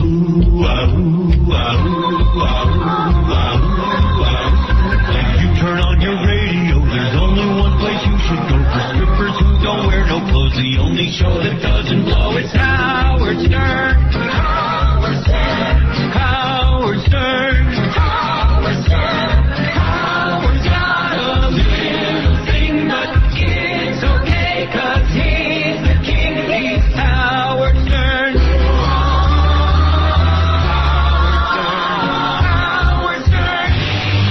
You're listening to a man who has the best wiping technique in America. Howard Stern. Real quick before we meet David Arquette, just want to give you a couple of statistics. Number one movie at the box office, Erin Brockovich. Erin Brockovich is $76 million so far, on its way to becoming a $100 million movie for Julia Roberts, her third $100 million movie, over $100 million in a row. The number two movie, The Road to El Dorado, which evidently made $12.5 million, is a cartoon. That's an animated film. Put out by DreamWorks, which is the company that tried to, replace Disney, Jeffrey Katzenberg's thing, but their cartoons haven't done as well as the Disney cartoons. The Skulls, despite bad reviews, came in $11.4 million. Romeo Must Die, $39 million so far. And High Fidelity, the new John Cusack movie, $6.4 million. Well, that was very well reviewed. Well, I don't understand what happened. Wow. Also, more people rush out to see it. The top 5 songs in the country right now, number 5. Howard Rocks the Party. The H-O-W-A-R-D. I was gonna be the one who rocks the party, that shots the party, that spots the shorties. I was gonna be the one that rocks the party. Number 4 song, Table Dance. Nigga get a table dance. Can a nigga get a table dance? What chart are you reading? The number 3 song. See that shampoo bottle now? Stick it up my Oh, this I really push it in and out. Tied up. Medium pace. Talk about your old boyfriend's and how big it was. Now shave off my Adam Sandler, the number 3 song in the country. Number 2 song, The Bloodhound Gang. And the number 1 song, Heaven Knows, from Mark Harris. I did try with every day to make it. Wow. Music is all over the place. Heaven Knows. A lot of talent out there. What's the real? You don't think that was real? No. All right, the top 5 songs, Billboard real quick, 5. before David Arquette gets in here. Number 5 song, Bye, Bye, Bye, the new NSYNC song. Bye, bye, bye. Number 4, Lone Star, Amazed. I don't know how you do what you Number 3, Breathe by Faith Hill. The number 2 song in the country, Maria Maria from Santana. That album continues to do well. And the number 1 song in the country, the song that is selling the most copies right now, is Say My Name, Destiny's Child. Say my name, say my name. They sound like TLC. Say baby I love you. What? Destiny's Child, you said? Destiny's Yeah, because it could be TLC. That's right. So there's a lot going on. All right, so there is no reason to turn on the radio for music. I like my top 5 better. Gary, tell Howard that Elian Gonzalez kid, send that little wetback back to Cuba. You know what's going to happen 10, 15 years from now? We'll see a news broadcast, and it'll say, remember that young boy, Elian Gonzalez? He was arrested last night for murder or selling coke or something. He's just going to end up being a criminal, so let's get rid of him now. Bye-bye. All right. There's one prognostication. What if you were lucky? Oh, let me just do this plug real quick. Jackie Way Too Many Heineken Martling, his 4 Filthy Oleo CDs and cassettes are only at Sam Goody's. Only at Sam Goody's. Is that right, Jackie? Oh, they're all at Sam Goody's. Call 1-800-323-KING. Thursday, April 13th, the big show at Rascals Comedy Club in West Orange, New Jersey. For MP3 audio and Filthy 3D Joke Man, visit jokeland.com. What if you were lucky enough to marry Courtney Cox? Gorgeous girl. Well, she didn't seem to be into women, so I guess I was out of luck. She didn't marry a pretty boy. She married a crazy boy. David Arquette, a wild man who comes from a wild family. Yes, she could have had a there he is. Look, there's the, would you predict, if I put 20 guys in a row, would you predict he'd be the one to get Courtney Cox? I would not pick him out of the lineup. No. Take it easy, friend. What up, Jackie? How you doing, David? Great to see you. You're an up guy. You know, you always have a smile on your face. You always look happy. You always look like the fox that just got into the chicken coop. You really do. That's right. He looks like Howard. What does he look like? He looks like the guy that's banging Courtney Cox. Yeah, I tell you. That's the expression you. That's the expression you'd have on your face. Yeah. I'm in permanent bliss. No, but you look like a typical Hollywood flake. You know, you're kind of wild. You got the wild hair, and you're wearing a vest with all kinds of wild signs. Yeah. You're not what you call an artiste. No. But you're a lucky guy. Let's just put it that way. I know you count your lucky stars every day, right? That's right. You do.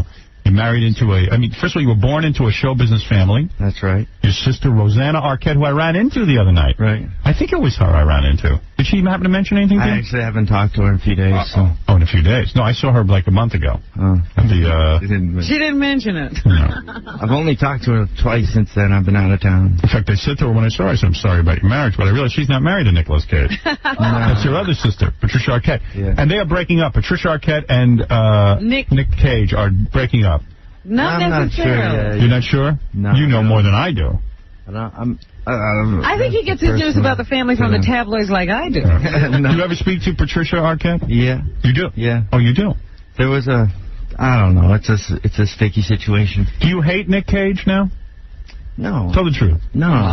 Do you want to slug him when you see him? But they seem to be still talking about possibly staying together. A lot more complex than it is in the papers. Really? It's complex. Well, you know. I heard that the reason he wanted to break up was because she wanted to move in.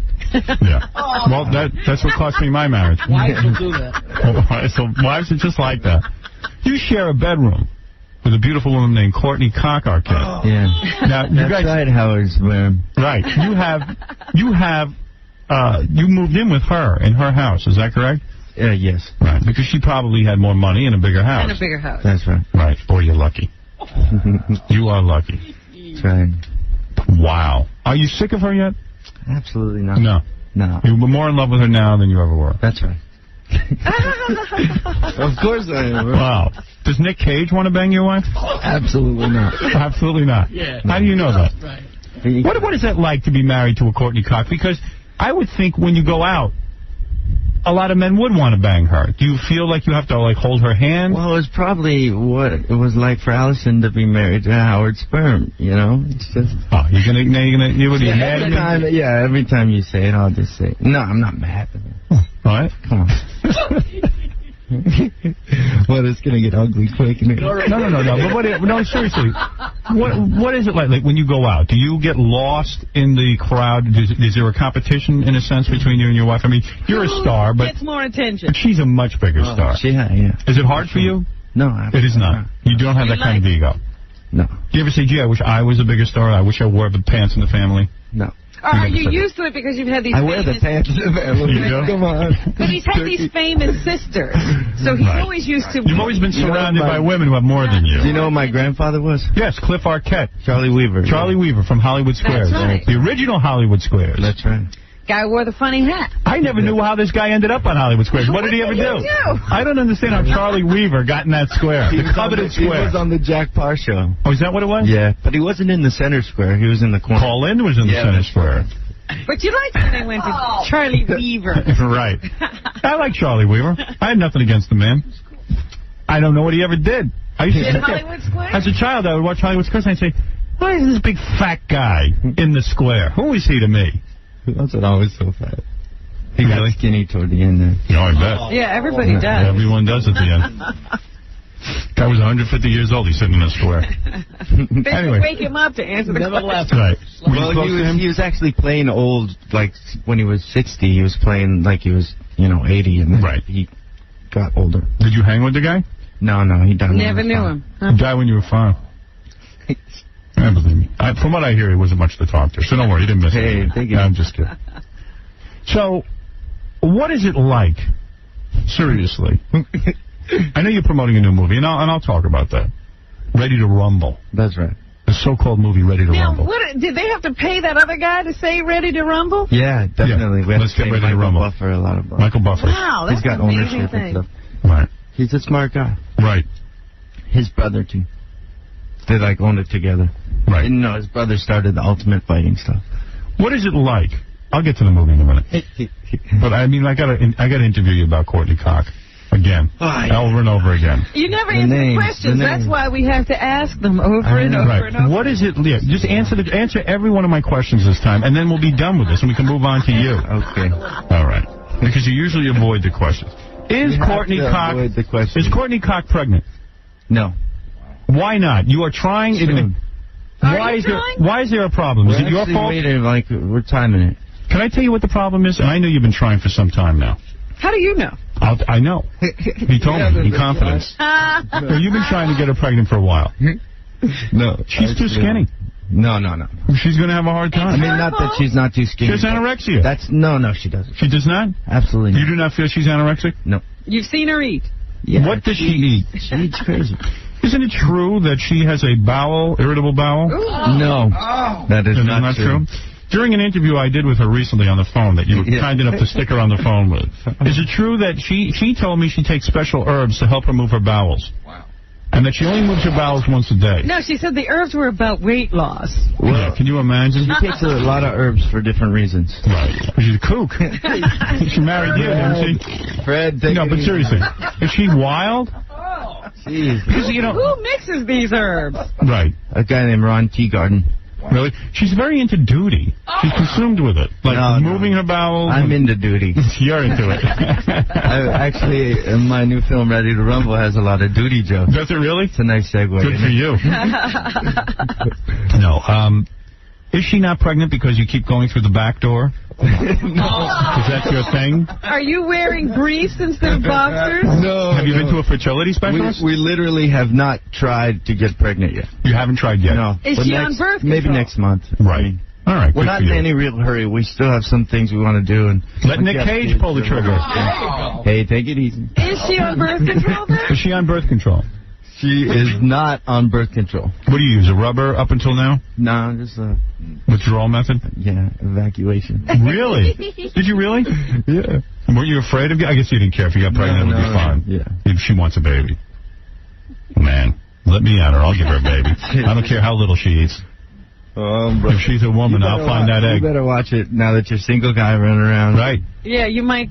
You might, have some... I might have to get a few eggs dirty. Yeah. Now, Courtney was reportedly pregnant last year. No. Something went wrong. No, she wasn't pregnant. Really? Yeah, definitely not. All right. That was not true. Maybe you don't have enough wiener to. Maybe you're not far enough. You know. Maybe you're not penetrating enough. Have somebody step on your back. Right. How many sperm does he have? Honey, can you stand on your head, please? Have you ever had a sperm count? No. Sperm count. But it's not like that.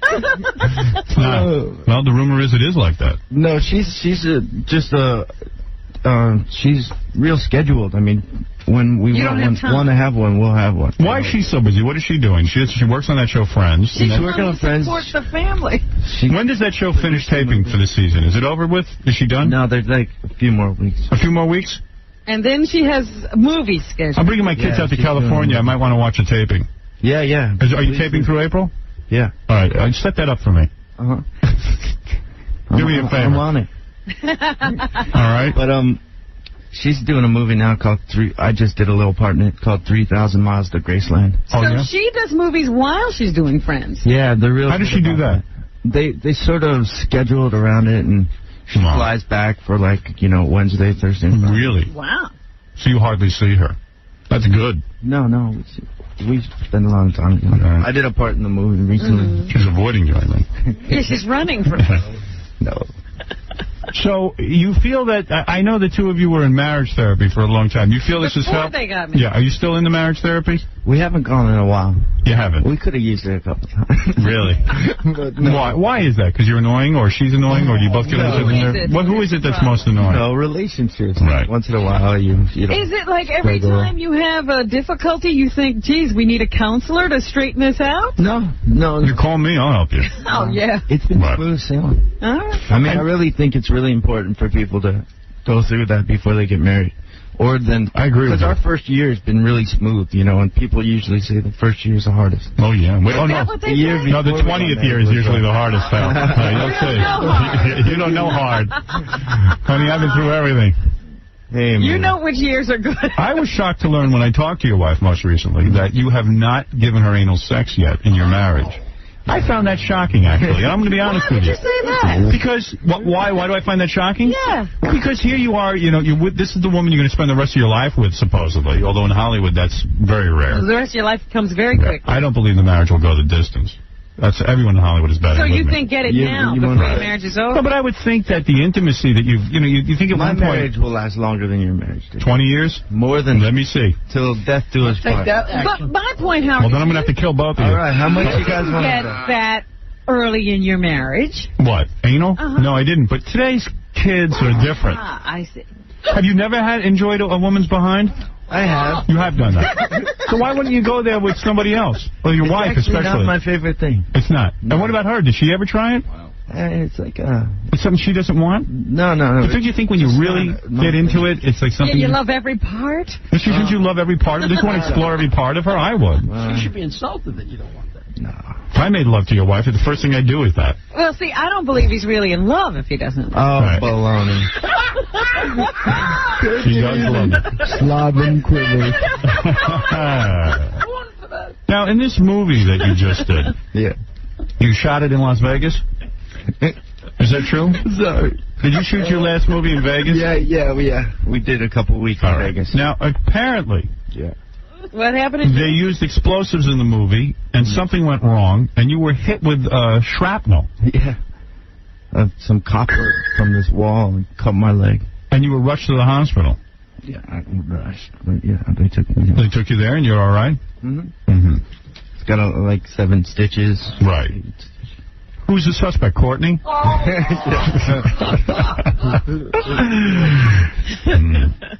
can't believe you haven't given her anal. Boy, I would do everything nasty. Have you tied her up yet? That's a guess. Yeah, okay. Good man. Oh, you think yes? Yes. She's tied up now. He never That's why she doesn't eat. She better lay off those herbs. She'll be going to the bathroom in the bed. What do you got, a mansion? Do you have a big house? We have a big I meant to go over to your house. If you have a mansion, you have to have a ballroom. Right. But, I was thinking of going over to their house. Yeah, I think you were invited. I never called because I felt funny about it. We had to go out of town or something. Oh, you did? Oh. We did. That's usually true of most people. Hey, he's coming in town with. You know what would be nice when I bring my kids to California? Yeah. Not so much you, but if you could bring your wife, because she's a bigger star. Yeah, come see the show. See the show, but also have her treat me like a real important guy in front of my kids. Right. That'll make me seem more important. Now, how would she do that? What are the moves? What would you like her Give me to a big kiss, hello, Howard, you're the greatest. Tell her what a fan. Tell her to tell me what a fan I am in front of my kids so my kids can hear it.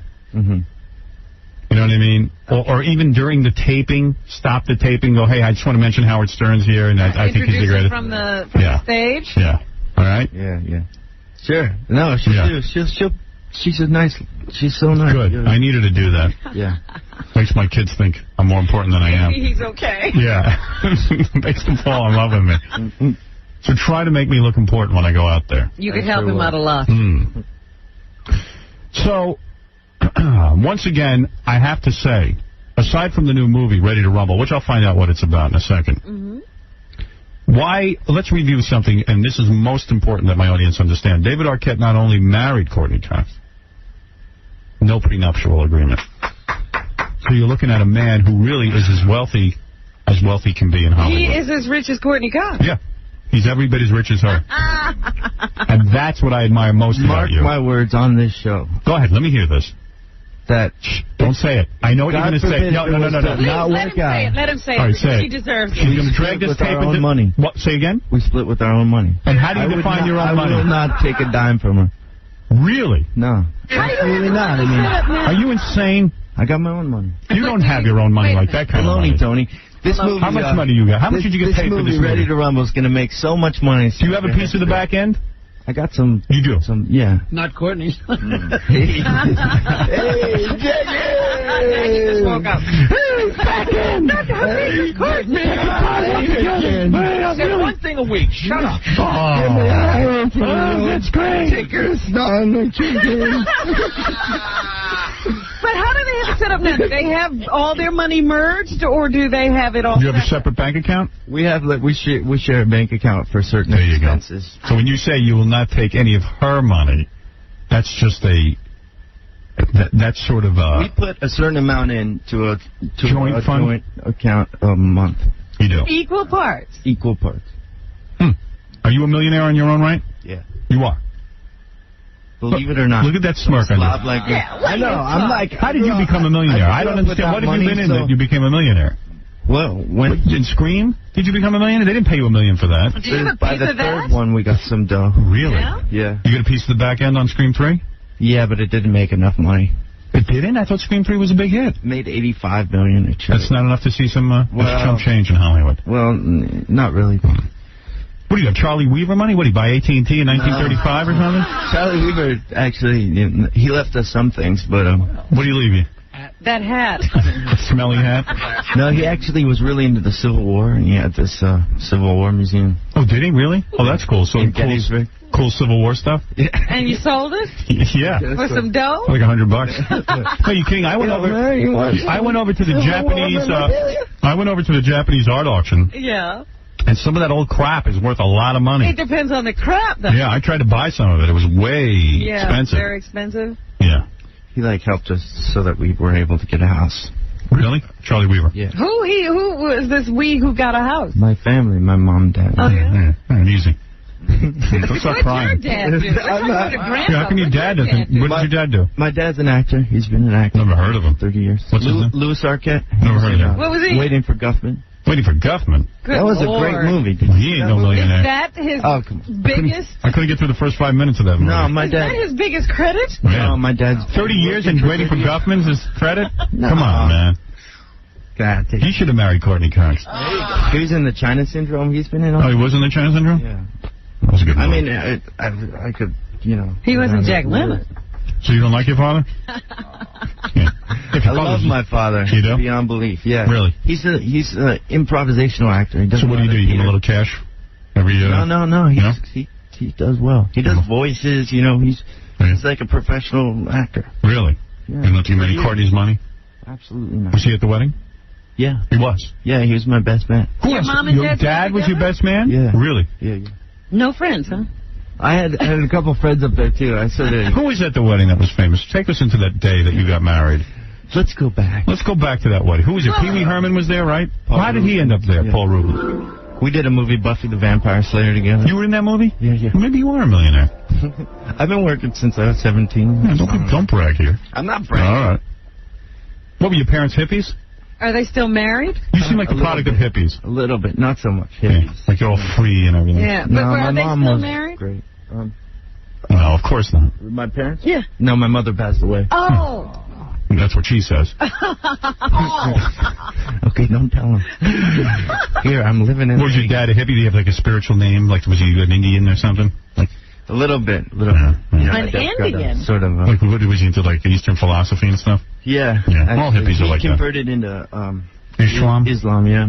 You're kidding. Well, Him and Cat Stevens. Wow. Yeah. What's his spiritual name? Mercelin. Mercelin. Yeah, great. All right. No wonder you're a little... My mom's name was Martin Inksy. Mercelin Weaver? Arquette. Arquette. I don't know. Mercelin. But his real name's Lou. I mean, his stage, I don't know. Is he still working under Louis Arquette? He sort of, I'm not sure if he does devout a Muslim, but he went to the Hajj, and, that's what you're supposed to do. You got to buy into that, huh? That's so funny. I mean, your dad doesn't carry around a little rug. Sure he does. He prays to Islam every year. No, actually, I think it's died down a little. Just to find the sun in the airport. After, it caught on, he was like, okay. Yeah, enough. Let's move on to something else. But, can I point out my shirt? Yeah, what is that you're wearing? It's very bizarre. Oh, dang. Such a hippie. I got a vest on that's I found at some store. Is this one of the rare times? Polyester. Is this one of the rare times you dressed yourself? According to what I read, Courtney Cox has to tell you what to wear every day. No. Is that true or false? Tell the truth. That is false. She's never dressed you? No, she's really cool about me just wearing whatever I want to wear. Really? But I got worse dresses, and I think you can tell why. You got worse dress where? People magazine last year. Really? Well, yeah, you're wearing odd. And what are all these different buttons you have on? This is like a guy named the Foxy Greek. Let me turn around for you. Yeah, wow, look at that. You look great. That's the Foxy Greek, and it's his bingo vest. Wow. And there's a crying towel on it. I can't tell if you're for real or not. You know that's a bizarre getup, right? Yeah, yeah. Yeah, okay. You're doing it for a Check this fact. out. The shirt is nice. I got, it's nice. Yeah, I like it. It's got scorpions on it. pot leaves and AK-47s. Even though you were in rehab and stuff, you still enjoy smoking marijuana. Sit down. I'm going to talk to you. Yeah, I see that. I see that. That's not funny. No, what are you talking about? All right, wait a second. Shirt like this? That shirt is from my drug kingpin shirt. Looks like a mental patient made that shirt. Exactly. No, you are off all drugs. Courtney laid down the law. She would not marry you unless you were off all drugs. Well, yeah. Well, right. I took care of that on my own. Right, but you'll smoke a little weed now and then. I haven't in a long time. Really? Yeah. Really? And you don't miss it? I'll have a glass of wine once. You will. Well, that's how it all starts. Me and Jackie, right. make a couple of 12 bags. Get on. Was the cast of Friends at your wedding? Yes. They were. Yeah. Was Brad Pitt? Brad Pitt? Brad Pitt was there. Yeah. And is he as dumb as they say he is? No, not at all. Did you try to converse with him? You should have seen what he did with his house. I mean, the guy's really talented in a lot of different ways. And smart. I mean, really? I don't think he's dumb at all. And Nick Cage. He was there? Yeah, probably not. He faked an illness, I heard, right? No. Was Nick Cage there? Nick was there, yeah. He was. Nick's a good guy. I mean, they're going through their stuff right now, but I think it's going to... You think it'll work itself out? I don't think it'll break. Have they asked you for advice? No. We haven't talked to my sister. Does the family not take you seriously because of your past drug abuse? No, because of my shirt. Because of your shirt? Tell me what drug was better. You've done it all. Tell me what you liked the best. Greek. When you were doing cocaine, heroin, and acid, which was your favorite drug? Tell me your favorite. Pleading the fifth? No, come on. Tell me what. Now, acid I've done. That makes you hallucinate. Drugs are bad road. Right. We know that. But it's just it's like something that you don't learn anything. And take me back. Mistakes. Take me back to the day you proposed to Courtney Cox and you did a $12,000 firework display. Tell me how you got that arranged and where you did it. It's more than $12,000. Give us a romantic story. Yeah, have you ever tried to shoot fireworks off a barge? No. It's expensive. It's expensive. Yeah. Why? But what happened? You were falling in love, and you decided to ask her to marry. It was that crazy love thing. No, you were the man who was in love. I can see that. I can see why. She's beautiful. I wanted to ask her to marry me, so her brother's ex-wife now, Kay, helped me arrange. Her brother's ex-wife. Yeah. Kay. She's all right, go ahead. A wonderful woman, and she helped me arrange this barge to come out at this beach house. Well, is Fred yawning back there? Yeah, everyone's bored. You're real romantic, Fred. Real romantic. Yeah, so, does it? And that's it. I just shot Where was the beach house? It was in Panama City, Florida. Okay. So you took her down there and you were both on the beach? Yeah. And what was she wearing on the beach? A thong. She does wear a thong. No, it was at night. What did she wear? Like culottes? We were wearing like clothes. Regular clothes? Sundress or something? Did she like to dress sexy? Her brother's does she wear sexy clothes in real life? Does she know how to dress? In Dustin. Does she know how to dress? She knows how to dress. Yeah. Does she wear a bra or she go braless a lot? She wears a nice bra, actually. She does, because she has big boobs. Those are fake, right? Hey, I'm not... All right, they're fake. You don't have to say it. He doesn't know. He hasn't been allowed to touch those. Yeah, I know. Are you afraid to talk about her? Are you afraid? Go in the back door, I can't see the boobies. The boobies. And what happened? The fireworks went off at the wrong time, is that right? You hadn't even proposed yet. No, they were supposed to go off before. But she didn't really understand what was going on. But then I got down on my knee and proposed. And she said yes right away, or she said I need to think about it? No, she said yes right away. She did. She was surprised, though, which was good. Good for you. What does that say to you when somebody has to make such a big production? It means he's insecure. I see. No, you want to remember the moment forever. It can't just be another, go, to Denny's and, You're a very romantic guy. I respect that. Mitch, go ahead. Oh, here it comes. Question. No, absolutely not. Why did you phone calls You set it up. I don't set it up. I really don't. Mitch, go ahead. Stephen Baldwin, we don't take calls. Listen, I want to know why there are no black people on Friends, and Friends is in New York. It's true. Even in that coffee shop, there's no black people. There's not a lot of black people in Ready to Rumble either. It's a problem. Why are there no black people in Ready to Rumble? It's a drag. Ready to Rumble is about boxing, isn't it? The next movie that I'm doing is completely interracial. I mean, there were more black people on Seinfeld than there are on Friends. Yeah, I know. That's a problem. It's a problem all around. I mean, how come no one has a black boyfriend or a black girlfriend or anything like that? Let's not get crazy. I know. There's actually some characters that are sort of regular characters, like I'm not sure if it's Chandler's bosses. Yeah, well, Chandler should be in blackface. Token black. No, get out. Token black. You don't even know what the character Why aren't is. there any white people on Jamie Foxx's show? That's a good point. I'm just kidding. No. Rommel, go ahead. You're on with David Arquette, who is in the new movie Ready to Rumble, which opens this Friday. David says it like, yes, we can't find any black people. He says there's not any black people in his movie. You've had sex with black women, haven't you? No, I'm not saying that at all. Have you had sex with black women ever? Yeah. You have. How is it? He didn't like it. Was it different? No. No, it's the same thing. Beautiful. You're on the air. Go ahead. Hello? This guy's name is Rommel. Go ahead, Rommel. Yes, I want to know if Rosanna was into black men. She has the beautifulest breast I've ever seen. Rosanna Arquette? What about Rosanna Arquette? Has she ever dated black men? Yeah. She Her has. first boyfriend was black. She is into black men. Yeah, baby. So maybe you have a chance, sir. Please. She has the most beautiful breasts. I think she dated Sam Kinison, your sister, didn't she? No, really? Yeah, she did. It's unbelievable that she got the beautiful... She didn't? I'm not sure. I don't think so. All right. JR, go ahead.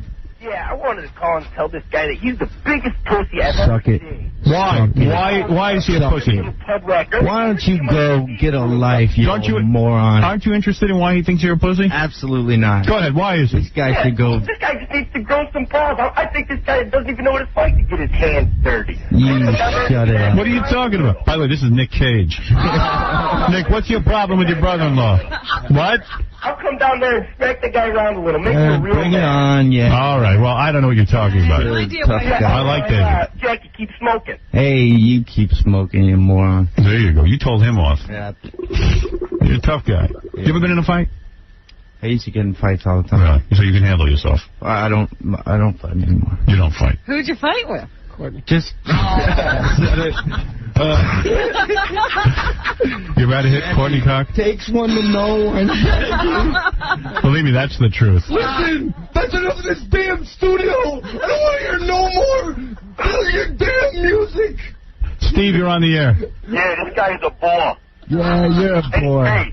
Hey, go get an education. That loud shirt of yours that walk around and go, look at me, and that stupid look on you. Moron. Idiot. Ready to rumble. Steve, you're on the air. Yeah, I want to know if David can watch Batman movies knowing that Michael Keaton, Todd is watching It's a good point he brings up. Is it hard? Oh, my God. No, wait a second, David. That's a legitimate question. When your wife is a high-profile person, is it hard for you to watch, let's say, a Michael Keaton movie, knowing, I would think there'd be a certain jealousy there, that you might perhaps even think, wow, she used to call him, she used to call him the love of her life, Michael Keaton. Yeah, but I mean, in life in general, you run into people's ex-boyfriends, unless you're some jealous, freak, then, So you don't get jealous of that? Deal with it. Right. It's not the greatest thing in the world. Have you met Michael Keaton? No, actually. No. So you still What's it have like that knowing to some do. Jew used to bang her too, that rock star Jew? Shut up, I'm a Jew. Yuck. What is wrong with you? Yeah, what's it like to know that some Jew was banging your wife? What about that, David? You're way too uptight, man. You got to mellow out. Me? That's right. What about the rock star? Did you meet him? You got the greatest. What rock star? That listens. Adam You're a bunch of brain scientists. Did Adam Duritz bang your wife from Counting Crows? I have a feeling they were doing something to each other. Yeah, I think they were together, and I can't remember if it was before Hey, or you after put a Jennifer. sock in it too, Gary. If it was before or after what? Jennifer Aniston. Hey. Yeah, he was banging Jennifer Aniston and Courtney There's Cox. enough of this going around. How did he get both of them? Come on, man. Oh, come on. Annie. Let's bring it back. Get Stuttering John in here. Patrick, go ahead. Yeah. Hey, David, is it true that Webster's Dictionary's been contacting you? Yeah. What is that about? Yeah, shut up. It's some They want to put his picture next to the word nepotism. Next to what? You're next to the word nepotism. Oh, come on. You never have left married with children. Oh, shut Were you married with children? No, that was David Faustino. Oh. All right. So that was a nice little break there. That was a good interview. All right, now listen, this movie Ready to Rumble you're in, it's a wrestling movie? Explain to me what this is and what you're doing in it. It's a wrestling movie. It takes place in the world of WCW. Me and this kid Scott Kahn play two fans of Oliver Platt, who plays a character named Jimmy King, and we sort of go on an adventure, and it all takes place in the world of Has the movie been reviewed yet? No. No, I have not that's the seen kind it. of movie that's going to get good It has reviews. good- It's not? It's got poop jokes and, you know, I like that. violence and stuff. Well, listen, like Son of the Beach has poop jokes and stuff and got great reviews. You don't say you're not going to get great reviews. You don't know that yet. Well, Son of the Beach was real smart. I mean, yes. Ready to Rumble's a fun movie. Ready to Rumble's not that smart? Well, I'm, you know, sort of partial to Jim Stein's. Right, but you like just funny jokes, and this is just a light-hearted comedy. It's funny, you know. There's a lot of fun. I mean, kids can go to this and laugh and have a good time. Yeah. All right. And Rose McGowan is in it, right? Yeah, Rose McGowan. And do you force Courtney to sit through these movies, or does she? She hasn't seen it yet. She hasn't seen it She'll yet. Definitely see it. Will she show up at the premiere? Landau's in it and Joey Pants. I would go see that. When is the premiere? Why am I not invited? It's in L.A. Oh, in L.A. Yeah. All right. Well, there it is. Joey Pants, who is that? Joey Pantaleone. Oh, that guy. Joey Pants. I didn't know. Does everyone? I thought I don't everyone know. called him I didn't know that. All right. Ready to Rumble opens this Friday. We look forward to it. I always like seeing you. I don't know why, but I Thanks, do. Howard. You're a good guy. Let's see you, fellas. You're a good guy. Hey, and to those callers earlier, you know. Right. I'm sorry, fellas. Let's take a call. Let's hope there's a nice call. Oh, yeah. No, I feel bad. Yeah, sure. No. Sometimes the callers are a little strict. Go ahead, Bill. Say something to David Arquette, the star of Ready to Rumble. Howard, get this guy out of the studio. He's nothing but a little wimp who's riding his wife's coattails, walking like a big, tough guy with that little faggot vest on. What? All right. Why are you so jealous? Is that what, are people jealous of you now that you're married to Courtney Cox? I don't know. These morons call in like they got some chip on their shoulder. Right. What's your problem, Bill? Right. Were you abused as a kid? What's my problem? Why are you so angry? You need to go to anger management. That's taking up Howard's studio. Oh, shut up. And I know half of these guys are in the next room and they work. No, they don't. That's so wrong. Jeremy, go ahead and say something to David Arquette. Jeremy, bring it. Bring it on. You're speaking to a man who married Courtney Cox. Yeah, you can't upset him. Right. Try and upset him. You guys have tried, man. Go ahead. Kind of got a roll. These are real calls, by the way. Honestly, they are. Jeremy, go ahead. No, Jeremy? Thank God. Oh, there, go ahead. Go ahead. This is Rob, and I just want to know if you could find me a date for the prom. Get out of here. Jeremy, go ahead. Oh, Rob. David. Yes. David, I'm a huge fan. Yeah. I'm just wondering why you're wearing a shirt with pot leaves on it, and you're saying you don't smoke. And No, it's a funny shirt, you know. Anyone who'd print a shirt with AK-47s on it. I just thought that was You see the humor in that. interesting. I mean, I'm sorry. Bad choice of clothing. do you Big deal. do you advocate the use of pot? No, actually, you know, I mean, if somebody does it, if people want to do it, you know, whatever floats your boat, but, you know, it's not my thing. And Howard, have you really been smoking lately? I smoke once in a while. I'm not a big fan of it. You haven't smoked lately, Yeah, you said have you you? get pretty paranoid. Yeah, I smoked, I think I hit off a bong. I think that's Giuliani's next But, mission is to, like, rid this city of it. Yeah. Well, he is very anti-drug. You know, I can understand where he's coming from on that, but I don't know. I'm for the legalization of every drug on the planet. I don't believe that people should be regulated. Well, they want to be out of their minds, let them be. I have to disagree with you there, because I do I don't care what I you do think. acid and stuff like that. Well, but- you don't judge. Yeah. Hold on, wait a minute, though. You do Yeah. acid? My mom passed away from heroin. Oh, man. Oh. Those are the kind of people that you want to.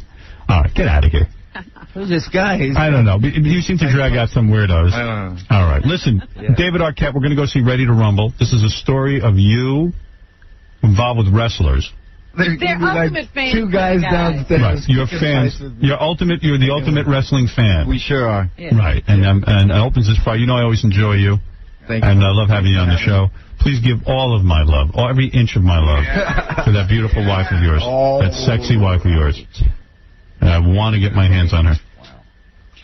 And when I come out to California with my kids, I would like you to have us over. We sure will. Which would make me look really good if you prepared a And dinner. you can see what it's like to have kids. Right. And you can watch my kids for a while. All right?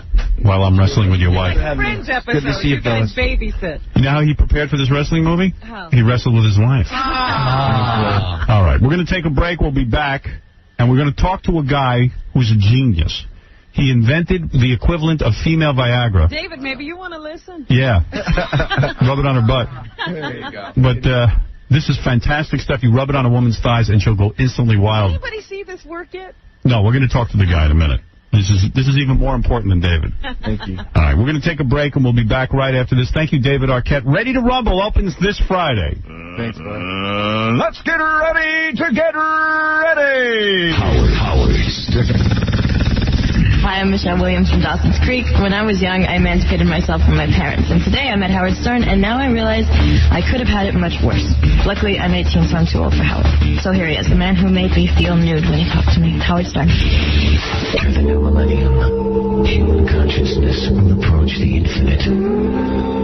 Join with all creation and sing songs to the new age with a fantastic CD collection of The Noises of Jackie Martling. All the many calls of Jackie Martling in the wild, captured in 3-dimensional surround sound and true digital reproduction. Contemplate the infinite. The Noises of Jackie Martling. Exclusively yours from the Howard Stern Show. Until he decides to quit again. Jackie is everywhere. There he goes. Jack the Jokeman. Every once in a while, a discovery happens that is so mind-blowing and so important to mankind that you have to honor it. That's why we honored Dr. Jed Kamenetsky today. Before you do that, make sure it works. Well, my penis salutes Dr. Jed Kamenetsky because... A lot of hosters out there. Well, he is a doctor, Robin. I don't see how you can say that. Let's find out for ourselves. Dr. Kamenetsky? Hello, Howard. Am I saying your name properly? Kamenetsky. I would hate to say the name wrong of a man so great who could invent such a great thing as female Viagra cream. Well, it's a great need out there. Yes, there is. Excitement. A lot of guys out there can't get their women off. You know it. I know What's happening? I know it all too well. It's very difficult to get these women sexually pleasured. They take for hours to even have one orgasm. What's wrong with them? They complain they can barely feel the penis. Uh-oh. Well, it's funny. A lot of women say when they use these creams, they're more sensitive. In fact, many women have said their partner's penis actually feels bigger. Is that right? Now, can you put this into your wife's soap? Or her coffee? Or coffee? What is it? It's a cream you've invented? It's a topical cream. You rub it on the thighs or on... No, on the clitoris and vagina. Wow. All right, let me get this straight. This cream you invented, doctor, you're saying, I call it the dream cream. That's correct. Right.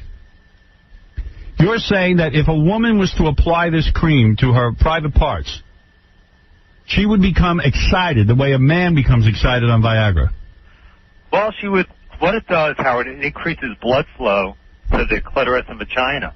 And she would become much more aroused, better lubricated, and many women have more, better, stronger, easier orgasms. Now, what happens? The woman applies it? Well, the woman typically applies it, yes. Now, let me ask you something. If I was to not even tell the woman, if I just applied it to her during the lovemaking process. You just slipped it. Like if I said to her, oh, let me give you a massage, honey. And I'm massaging her, and then I quickly dip my hand into this cream. Or even during foreplay, let's say. Yes. Well, it takes about 10, 15 minutes to work. Oh. That's fine. Better start soon. Right. I'll put it on her during dinner. And you're saying that in 10 or 15 minutes she becomes sexually ready? That's right. She'll become extremely aroused. How did you test this out? I heard the rumor was, and of course, with any great invention, rumors start, that you tested this out on your wife. Most definitely. Wouldn't you? Yes. Now, well, how did you I tested out on your wife. But how did he come up with it? Was it an accident? Well, Robin, I have a very large practice in male sexual dysfunction. And it became apparent... By the way, doctor, I don't know anything about that. I just want to make that clear. Yeah, I just want to make that clear. That's not why you know the doctor. Yeah, this isn't a topic that interests me. But it just became apparent to me that we were only treating half the problem. Right. And I wanted to do something to help the women. So it wasn't all the guy's fault, is what you're saying. No, it's really not the guy's fault. Women just have a hard time. There was a study that you may not be aware of in the Journal of the American Medical Association. I'm aware of it. 43% of women have some form of sexual dysfunction. Ooh, that's true. 3%. 10% of women in America have never had an orgasm. Right. Doctor, when you rubbed the cream on your wife, did she become a whore? Not quite. Right. You have to lock She the likes door. it. She's a big fan. Thank you. And after you tested this cream, did she run away with Dennis Rodman, let's say? No, I became Dennis Rodman. Right. Have you tested this on Janet Reno? No. All right. Now, if you happen to get some of this cream on yourself, does anything happen? If No, you're the guy. there's been no effect on the men. If I was to apply it to my own genitalia, Nothing would happen. nothing would happen. If I was to apply it to genitalia, and then wouldn't the woman feel something while it was on my genitalia? No. I see. So in other words, it has to be applied to the... You have to have a willing party. I see. And... Now, is it like Viagra where if you're not stimulated, nothing happens, or does it just go? No, we've tried that where you just put it on, and what happens is you just become very aware of your genitals. You have an engorgement, and it's You better come get around. rid of it, huh? What if I put this on my sphincter? What are you talking about? Just asking the doctor. Would anything happen Why there? would you think of that? I just don't know. I don't have an answer. I haven't really looked at that. Really, have you ever thought of rubbing that on your sphincter? No, it hasn't crossed my mind. Really, and you don't think it would do anything? I don't think so. Now, do you use this every time you make love to your wife, Doc? No.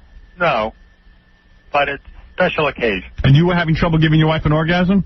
No, but No. she was, Easy. But you're saying that she achieved much more orgasm through the cream. yeah, she's a big fan of it. But we've given it to over 200 women, Howard, and 80% of women have had a positive response. Is there ever any negative response?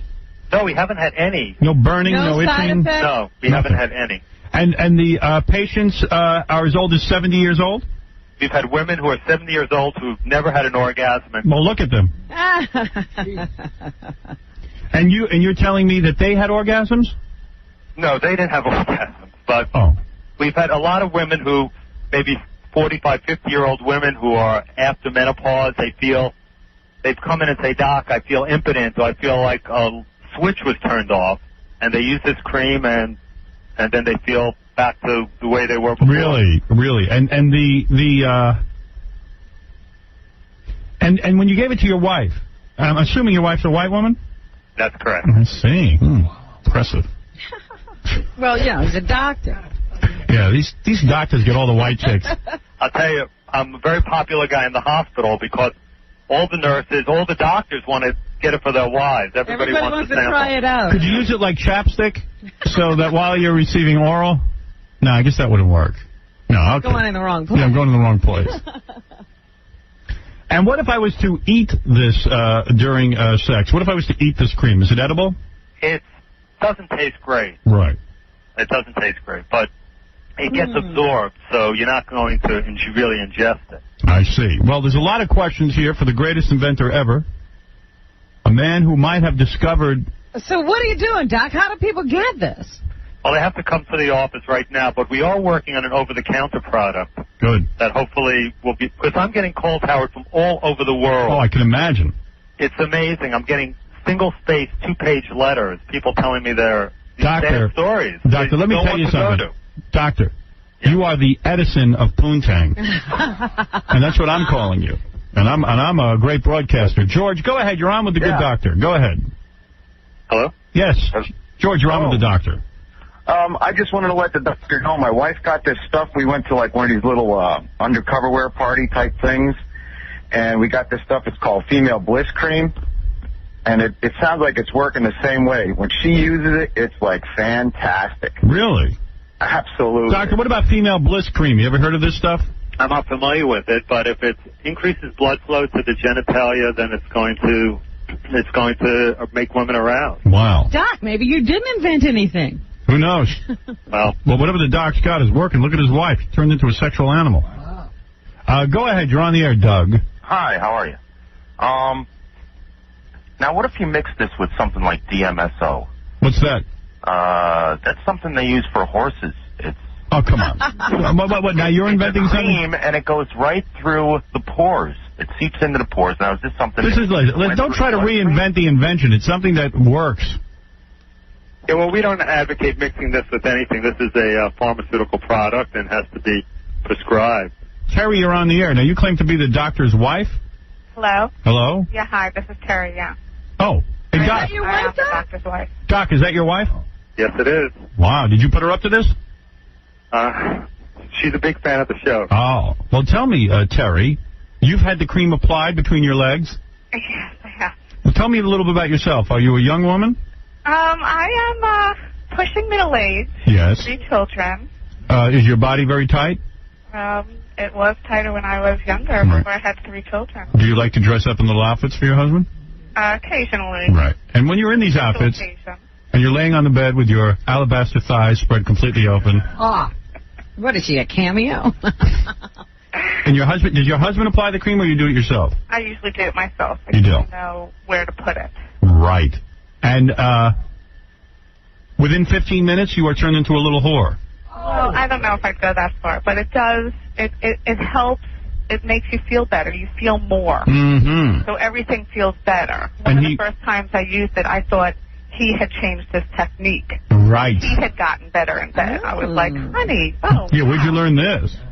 It was just a very good experience. So you call your husband honey? Yes. You claim that you call him honey? Uh-huh. Mm-hmm. Did you start calling him honey after the cream was applied? the cream makes you call Say, oh, honey. Oh, honey. What is it? What do you call it? Poon jam? Taco lube? Crotch oil? What is it? The dream cream. Bush gravy? Dream cream. Oh, it is dream cream. Okay. I like poon jam better, but should have consulted me. How about lap crap? Something funky for the young kids. Well, you certainly give it a ringing endorsement, don't you? Yes, I think it's great. That's great. All right, thank you. You're welcome. Well, your wife seems to be a big fan, Doctor. Calling in to help you. Yeah. Jacqueline, you're on the air. Go ahead. Yes, I'm a nurse, and I'm 33, and I've used the cream, and it's wonderful. You use Dr. Kamenetsky's cream? Yes, it's wonderful. My husband has to get me off of him. Really? Mm-hmm. Wow. How do you like that, Doctor? There's a lot of fans out there. Wow. Doc, looks like you got a winner on your hands. Robin, I don't think you need it. You are a very exceptional woman in that regard. No, she does not need it. Well, if you want to get in touch with Dr. Kamenetsky and you need information on this incredible breakthrough, femalesexualtherapy.com. Femalesexualtherapy.com. Yes, it's not only the guys who need sexual therapy. Right. And, Doctor, once again, I praise you for this. Okay. Thank you. What kind of doctor are you, anyway? I'm a urologist. Yeah. Hey, where are you? Always the urologist. I read something in the notes that said that you were saying that if you give oral sex to a woman, that you're not that likely to get AIDS or STDs. Well, I mean, it's theoretically possible, but it's relatively low risk. Mm-hmm. That's good to know. But it is possible. Yeah. It is possible. Yeah. Everything's possible. Well, you should get a Nobel Prize. Well, there's a lot of women out there who need help, and we're happy to be able to Good for you. assist them. Where'd you invent this? In your basement? Well, we have a pharmacist who we work with, and we're constantly working on new formulas. And What is in this cream? We never did determine that. Viagra. well, we have a few different creams. One of them is basically Viagra, and then the Dream Cream has different vasodilating agents. You ought to get it, Robin. What am I going to do? You know what you're going to do with it. You should try it. Well, let me tell you something, Doc. Give me a badge. You don't need it. She's very warm. You know, you're a hero to cold bitches everywhere. Thank you. Thank you, Dr. Kamenetsky. You're a great man. I look forward to reading your research. Okay. Oh, Thank you. yeah, Keep like you you'll be updated. reading. Right. Okay. That's a man. There's a man who's not wasting his time. He saw a problem, Howard, And he fixed it. All these cold, frigid whores out there who won't put out. What's wrong with that? Right. Good for you, Robin. That's a man, baby. Gary was reading a funny article to me this morning because I don't read for myself anymore. I've gotten that famous. Actually, I have someone who You reads. don't even read anymore. I don't have to. Got him. Tell me about the article, actually, Gary. This is funny. By the way, Gary, who was in Indianapolis this weekend. What was he doing there? What were you doing there? Final Four. The sports page sent me to go have lunch with a listener. You know, the Final Four is a big deal. Yeah, of course it is. So the first 2 games are on Saturday. I know. And so we took some listeners to people who won to lunch, and then we went to the game. So I saw a lot of people who are big fans of yours. So, who is that? Rolly Massimino. He's the coach of Villanova. He took him to the championship in '85. An Italian guy. He listens to you all the time. He gave me a little slap on the cheek. Yeah, didn't Villanova lose? No, they won. They did? Yeah, Villanova won in '85. No, I'm talking about this year. No, this year. Oh, he hasn't coached him in years. Oh. But he's like a pretty famous coach. So the Harlem Globetrotters were staying in my hotel. The Harlem Globetrotters? Yeah. They were all big fans. Really? Yeah. Who's on that team? Well, it's a bunch of black guys in Globetrotter outfits, but... It's not the guys we knew. No, it's not Meadowlark Lemon or Curly whatever. Curly Johnson. Curly Neal. I saw Greg Gumbel. He says hello. Yeah. He's doing the broadcast. Where has he been? I don't see him anymore. I like him. It's Bryant I don't like. He works during football. He travels a lot. Yeah, he goes all over the place during football. He doesn't even live in New York anymore. Dude, Terry tells me he lives down in Florida. Is that? I didn't know that. Yeah. Because he doesn't work out of New York. They just every day, he goes to a different place. So it doesn't matter where he lives. Somebody told me he's in the Planners. He joined. And then I went to a CBS party, so I saw like the cast of Falcone and Jason Gedrick. And I can't remember the guy's name, whoever the King of Queens is. No, Jason Gedrick. Is that the kid in Falcone? Yes. Yeah. He's a good-looking kid. Yeah, really good-looking. Really nice guy, too. Yeah. And then I saw Les Moonves. Oh, yeah. Hello. I like Les. Don't get me wrong. It's not that I don't like him. Not about Les. I just think the company treats him better than they treat me, and I don't get that. Les is all of a sudden Mel's best friend. I should be his best friend. He left me. He dumped me for Les. And he's treating him a lot better. Yeah. Like his second... Right. Me and Les are going to build. Trophy Girl is getting a lot better. Yeah, and Les really, he's just like any other programmer, and Mel should know this. He's just like any other programmer. Yeah, these programmers come and go. Yeah. They treat me like I'm Vinny Favale. They couldn't treat you that bad. There's a big article in the paper today about how little I get paid compared to how much money they bring in. And it's really gotten me upset. Well, it really has gotten me upset. I notice nobody's willing to address this either. The part that weirded me out is that you say you get a lot less than they say you get. Yeah. Paper. Yeah. And you're still not making you're enough. already underpaid by their estimate. Right. Yeah, When am I going to make some money? That's why I always see people like Joe Piscopo. It doesn't work anymore.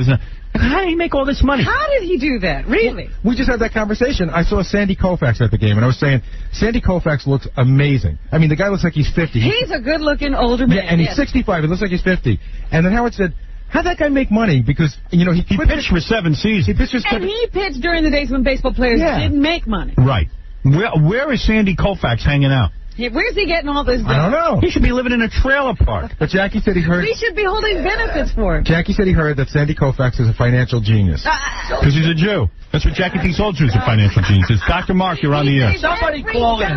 He got some money. Dr. Mark. Oh, Dr. Mark is gone.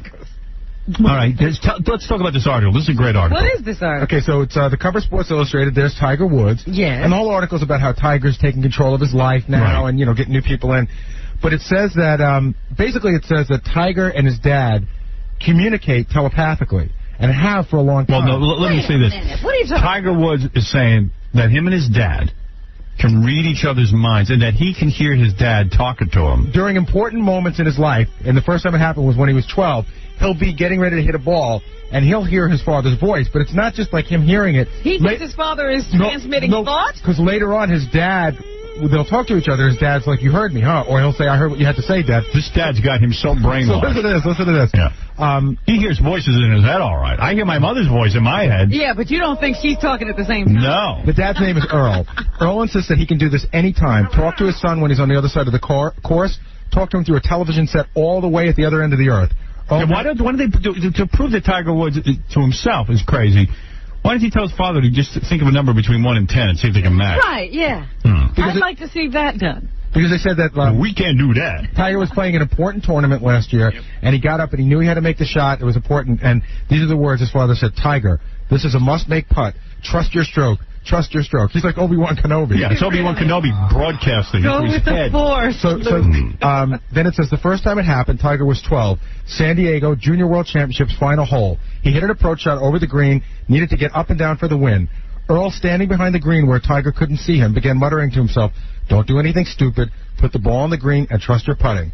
Tiger pitched, putted, won. He came sprinting over the grass yelling, I heard you, Daddy, I heard you. Drop a net over both of them. He was probably screaming at the top of his lungs. Of course, it's very logical to think, gee, don't blow it here. Right. Tell me he said something that he wouldn't have expected. Does he ever test his father and say, Dad, exactly what did you say while I was on that please, hole? come on. I'm sending a telepathic message to Tiger Woods right now. Hey, Tiger, stop jerking us off. All right? F you. Apparently, they only saved their conversations for the 18th hole of important matches. They got a cool picture in that article of his white girlfriend. Yeah. Very nice. The whole article is about how Tiger basically fired everyone, took control of his life, and that, if you're his caddy or anybody else that works for him and you talk to the press, you're pretty sure you're gone. Because he fired his dad finally. There's a cute... Let me see the white girl. Well, he didn't fire his dad. Never mind all that. He just took charge of his life. So his dad took a backseat. His dad figured he got the ball rolling. Now let Tiger. Let him go. Tiger's old enough to be a man then. That's very nice. I see. Oh, man. Yeah, she's cute, huh? Look at her. That's what Helen Hunt's supposed to look like. Oh! That's what golfing will get you. Yeah, I'm going to start playing golf. Jackie was going to take me out golfing the other day, and I said no. I could be walking around with a white woman like that. You used to think like you should have practiced guitar. Yeah. Should have practiced golf. No, instead I'm here making way less money than I should be. Oh, Magic Johnson was at the game as well. Oh, was he? Was he speaking? He was sitting in the Michigan State section, dressed up in, the goofy outfit, because everyone has to wear the green if you're Michigan State. Right. But he was right there in the middle of the student section, hanging out, cheering for his team. Isn't he ill? How is he getting to go everywhere? He's the healthiest ill guy I ever saw. I know. He's everywhere. I saw him in L.A. at all the Grammy parties. All of a sudden, he was there. Was Cookie with him? No, you never see Cookie. He was sitting next to a guy. All right. Now, Robin, I have to ask the question. Are you doing the news today? Yes, I am. You are. All right. Robin, give us a boner. Yes. You feel you're ready to do it? I am ready. Because if you need another day, take it. No, right. no, I didn't need a day that day. Wow.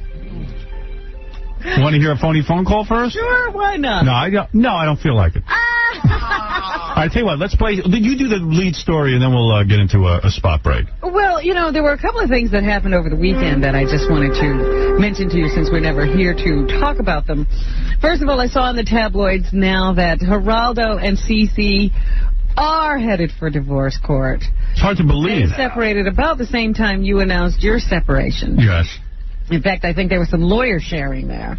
Evidently, yeah. I asked my lawyer not to talk about me in the paper, but he felt compelled to announce that he was Geraldo's lawyer, too. So anyway, they apparently were trying the Jay Leno marriage advice. Cece and Geraldo, after they started to separate, they decided to go on a cruise together. They went on Geraldo's sailboat. I thought you meant Geraldo took Mavis to Las Vegas and did some stand-up while Mavis Well, walked. that's what Jay Leno says, take your wife with you when you travel. So he took her. So he took Cece on his boat, and they sailed around. That's a surefire end to a marriage. And they were planning another. Everybody tries that. I tried the vacation thing, too. Because you know what? If it's not good on vacation, it's as good as it gets. Right. Yeah, we tried that. And it can't get good just because you went away. Yeah. Yeah, if it's not working at home, what's the trip going to do? I bet you this guy was picking up chicks on the boat with his wife there. Well, that seems to be the problem. Geraldo announced a long time ago that he was a sex addict. He is a sex addict. It's like marrying an alcoholic and then getting angry when they drink. Right. Well, he's a sex addict. He stumbled, he fell off the wagon, and he dabbled. And why can't women understand that? I'm serious. You know what? I look at it this way. She should look at it this way. They were married for 13 years, and he did really well. Yeah. But, Yeah. Look at the positive. They say that a part of recovery is falling off the wagon every once in a while. Do it all the time. He should do the 12F program. You have 12 girls, and that's the end of it. So anyway, they got back together on the boat, and when they got off the boat, they told everybody they had rekindled their romance, and they were going to try to make it work again, and they were working very hard. But apparently Geraldo stumbled again, even during the recovery. Wow. According to the tabloid. That's not good. There's a girl that just has his number. Wait a second. The girl he stumbled with that broke up the marriage, is that the same girl he stumbled with when they got off the boat? Yes, he could not stay away from her. Jesus. Boy, I'd like to meet her. He was seen with her at some Beverly Hills hotel. Maybe he just felt bad for her. He's trying to help her out. Yeah, right. He was meeting with her like Tony Soprano. Yeah, maybe she's trying to kill herself. So, anyway, obviously, word got back to Cece. Cece. Wait a second. If you're trying not to be seen with somebody, why would you go to the Beverly Hills Hotel? But where's he going to go? I don't know, but where would he go? Her apartment, any place. The If Beverly he Hills. spotted at her apartment, the neighbors are going to see that. I know, but there's always You go to a hotel, and you figure she'll show up at the hotel. Who knows what room she goes to? But he's sitting there with her in the, like the restaurant. Oh, you mean he doesn't try? He doesn't try to hide. Does he know he's Geraldo? Around with her. Oh. So, yeah, this is obviously a man with a problem. Yeah, he has a problem. So anyway, word gets back to CC. They were supposed to be taking another cruise, because I guess lots of cruises would have helped everything stay together. Hey, on a boat, how are you going to go find a woman? That's You're surrounded by water. If they lived on a boat, the marriage would be great. Right. So anyway, they were supposed to get on the boat again, but after CC heard, I guess, about the Los Angeles trip and the girl, that boat trip has been canceled, and it has been announced that CC will be taking a separate vacation with their children. Wow. Well, poor Cece. Yes. And poor Geraldo. And poor Geraldo. He's taking this very hard. Yeah. Very hard. I noticed that he doesn't call us when this is going on. Why not? I can help him. We would like to talk to him. I could help him, Robin. But anyway, that is the big announcement, that they are definitely headed. CeCe's talking to lawyers. Oh, so, that's awful. Probably all over it. I'm sure they'll handle it in a very civilized manner. The other thing that interested me is that Tim Allen is apparently very ill. What's the matter? He had that Married. one scare. No. That's not it. He got better. He had that one scare where he had the appendectomy. And now they say that they had to remove part of his intestines. But what is it? Is it cancer? Nobody is saying what it is. They just say that he had another hospital scare, and now he's recovering from this, and he's lost a lot of weight. And definitely looks labored. He was having trouble getting around. Right. What is he about 46, you think? 40? He's not 50. Howard's age. I think they're about the same age. Wow. And I look much better, though. One illness after another. Lost a lot of weight, but they say he expects a full recovery and that he will start to work on a new movie with Christian Slater, I think. Thank God. I think that's the guy he met in rehab. I guess that's where they worked out that deal. Is that right? Yeah, they were in rehab. I got to get into rehab. See what you can do. Right. All right, let's take a break. When we come back, we can do the rest of the news, although you've hit the real important stuff. All right. And we'll be back right after this. Ever wonder what a Jewish Dracula sounds like? I have no home. Hunted. Despised. Living like an animal. The jungle is my home. But I shall show the world that I can be its master. I shall perfect my own race of people. A race of atomic supermen that will conquer the world. You're listening to the atomic superman of all media, Howard Stern. We're back with a really attractive man whose look is mangled by television, Howard Stern.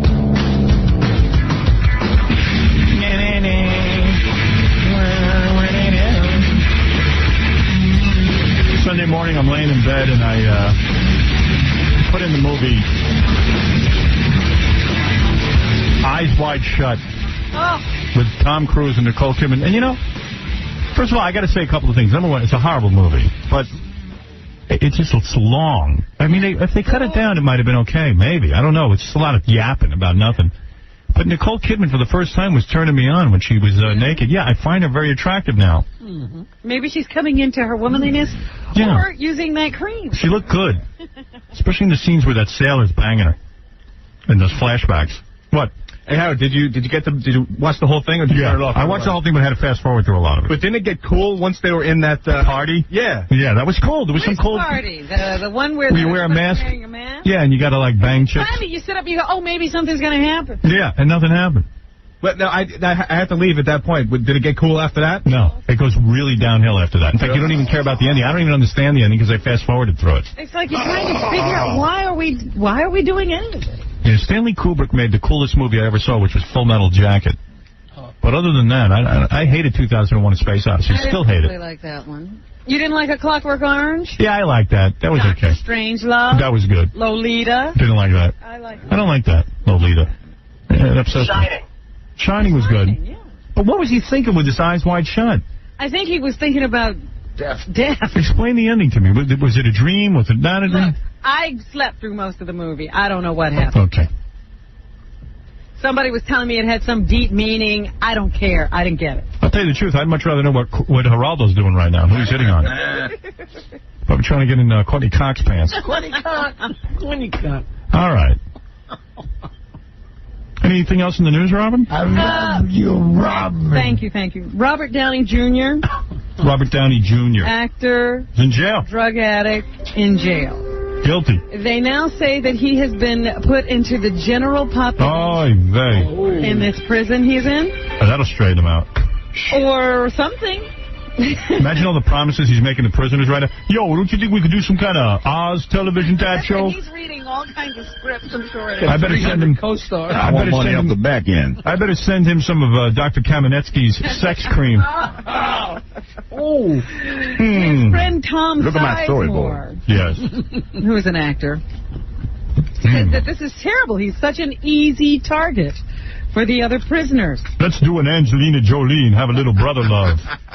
I see girl interrupted too. He's the poster boy for bad behavior, and what's happened to him is completely unfair. He says Charles Manson is in this prison. Hey, what? Han Sirhan is in this prison, and they get protective custody. You know who my wife is? Robert Downey Jr. Hey, honey, I got a script. I loved you in Chaplin. Now pass the shoot coop. They're making a movie. The Poon Jam. Pass the Poon Jam, Robert Downey Jr. They say that Downey has been drug-free since August. No small feat for someone in jail. There are more drugs in that prison than out on the street, according to his friends, but he's clean. I think that name Downey Jr. is just bad luck. Downey. A real Downey. So at least he has decided not to do drugs while he's in prison, wants to keep a clear head about him while all this other stuff is going on. Open your mouth. It's time for your acting lessons. They're working really hard to try to get him out early. You need your music lesson. Time to learn how to act like you play the clarinet. So there's a guy with a big problem. Yeah, it's very big. He's in jail. It's so big it's going to hurt. You got a mighty mouth. There's another one of these big baseball auctions that's going to happen. A city auction house is set to play ball with sports memorabilia today. I'm going to buy a piece of Joe DiMaggio's wallet. And they're auctioning off everything from Joe DiMaggio's driver's license to Monty Stratton's wooden leg. Wow, Monty Stratton's wooden leg. Yes, 98 of the lots going on sale Wednesday at Christie's are connected to the legendary Joe DiMaggio, who died last year. But one of the more bizarre things is the wooden leg by Monty Stratton when he was making his comeback in baseball. Do you know what happened to Stratton's leg? Yep. What happened? He was on a hunting thing, and he shot off his leg. He shot off his own leg. He could sew my feet back onto my knee. And then he put on a wooden leg, and he came back. So they expect that to fetch. It looks like a low price to me, $5,000 for a guy's wooden leg. Aren't you supposed to eat what you killed? Did Monty Stratton eat his own leg? Leg of Monty. Know what they did with the leg? Oh. Well, it was probably shattered. So they just sent it to the lab. I think he shot himself through the thigh. Yeah. The bottom should have been all right. Wow. Yeah, that's the problem. They say it's one of the more bizarre collectibles, but that's what people who are into memorabilia like. Last year, they auctioned off Ty Cobb's dentures. Yeah. And that brought in $7,500. Can you imagine? We should have gone for Gary. Imagine what Gary's dentures will bring in. Both. Bring in the wheelbarrow with my dentures. They think the biggest ticket item will be Joe DiMaggio's jersey that he wore in the 1951 World Series. It's believed to be the last game jersey that he wore, and they expect the prices to go up to about $150,000 for that one item alone. So the sports memorabilia still bringing in big bucks. His dentures reek of Maryland. He didn't have dentures. That was Ty Cobb's dentures. I'd like to get a hold of Flip Wilson's penis pump. They'd auction that off, but I know he's not a ball player. I don't know. Did they bury him with that, or did they keep that above ground? No, they keep it. They keep it with what he did. In the paper this weekend, one of Mia Farrow's friends said that he wouldn't be surprised if Mia didn't have a reconciliation with Suni, her errant daughter who ran off with her lover. Mia, of course, is mourning the death of one of her adopted children. Do you think she should meet with Suni? Sure. You do?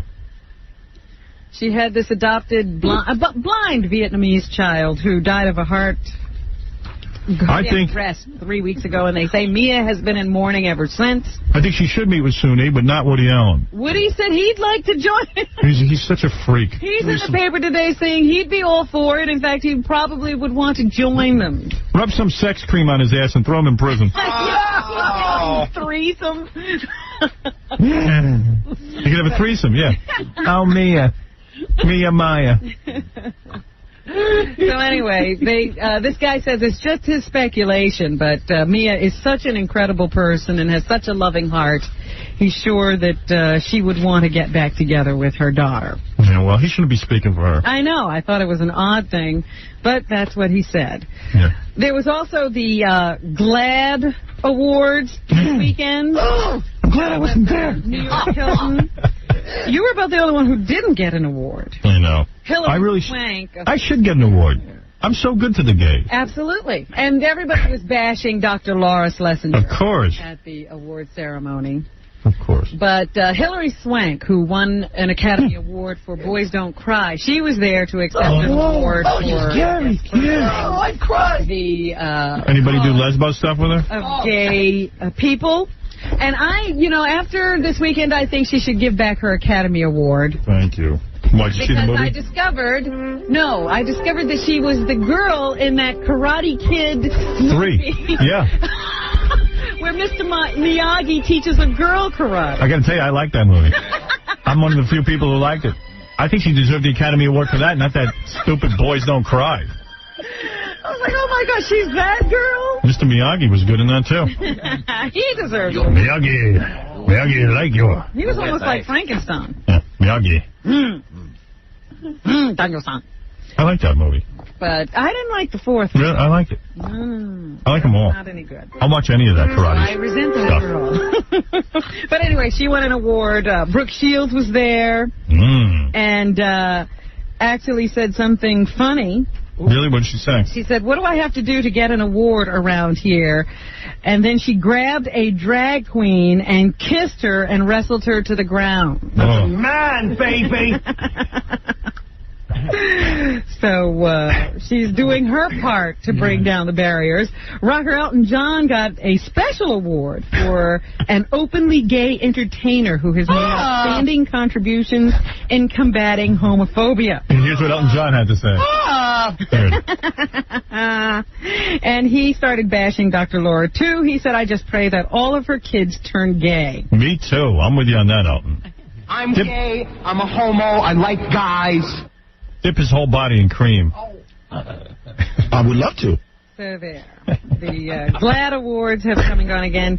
They also gave an award to ABC's 2020. It won for its segment on Billy Bean, the former San Diego Padre player, who revealed that he is gay. You see the picture of the catcher? Elian Gonzalez, of course, continues in the news. The battle has heated up. Castro is now saying that Juan Miguel Gonzalez, the father of Elian, would be allowed to come to the country alone to pick up his son if he would be turned over to his father immediately and his father would return. Oh, of course. I'm so tired of this. You know, I was reading in the paper, Robin, that the Cuban community down in Miami, who I certainly admire, anybody who comes out of Fidel Castro's Cuba and gets freedom. Yeah. I mean, I know they've been through a lot. But what they love about this country is that there are freedoms. That's why they came here. And what they're suggesting in the Elian Gonzalez case is to now pick and choose what your freedoms are going to be. Well, the laws you like to abide. Yeah, if you like laws, and then they're talking about they're going to barricade and they're going to keep the police from taking the kid away. You can't. That's not freedom when you start doing that. Well, this kid should be with his father. They're very funny because now they say the case should be tried in Miami courts, where the judge would consider whether being raised in Cuba would be a good thing for a child. Well, you got to understand something. For these people who grew up in Cuba, it's like being in a concentration camp. But when does the country of origin ever get considered in a child custody case? It doesn't. But let me ask you something. In World War II, if there was a kid who was in a Nazi concentration camp, separated from his father, and the kid got out, you would say, under any circumstance... No, you would not send that kid back. Right. But this is not a death camp. Is quite a concentration camp. It's not. So you got to send the kid back. I know what they're talking about. Nobody wants... They hate Castro. But what are you going to do? A kid's got to be with his father. That's the law. And you can't pick and choose which laws you're going to follow in this country. I'm simply thinking what's best for the child. Thank you. Oh, I don't know what's best for the child. I don't care anything about that. But now the family in Cuba and in Florida is calling into question the fitness of Elian's Cuban father. Well, Elian's father's attorney here in this country, Greg Craig, if you can believe that name. Greg Craig? Greg Craig is his name. Yeah. He calls that charge outrageous, number one. Really? Greg Craig. There is no doubt that this father loves his boy very, very much, and I refute and deny any allegations that there's abusive behavior with the father. Well, they're now claiming that Elian is afraid to go home because he's afraid that he'll be punished by his father. Well, I don't know who this Greg Craig is, but I think he should go home, and I think that the Cuban Americans have to abide by the law, which is that we're going to send this kid home. They have to let it go. They have to let it go. That's all there is to it. No one can take a kid away from the father, except for a mother. That's it. Oh, dear. No, I'm saying it happens all the time. You read about that all the time. Well, there are fathers who've taken the kids away from the mothers, too. Yeah, but the mother's got to be like Tatum O'Neal or something. I see Macaro's got his kids. Right. Right. But, you know, in cases where there's a country involved, a lot of times they'll let... I just read the other day about a guy who just took his kid back to Jordan or something. Oh, listen. Away from the mother.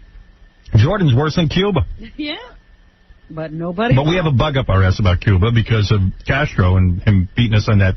He tricked us. That Bay of Pig thing. That's right. Well, it's even worse than that. He tricked us with the revolution. We supported it. Right. And then he turned on us and became communist. Right. And we've never gotten over it.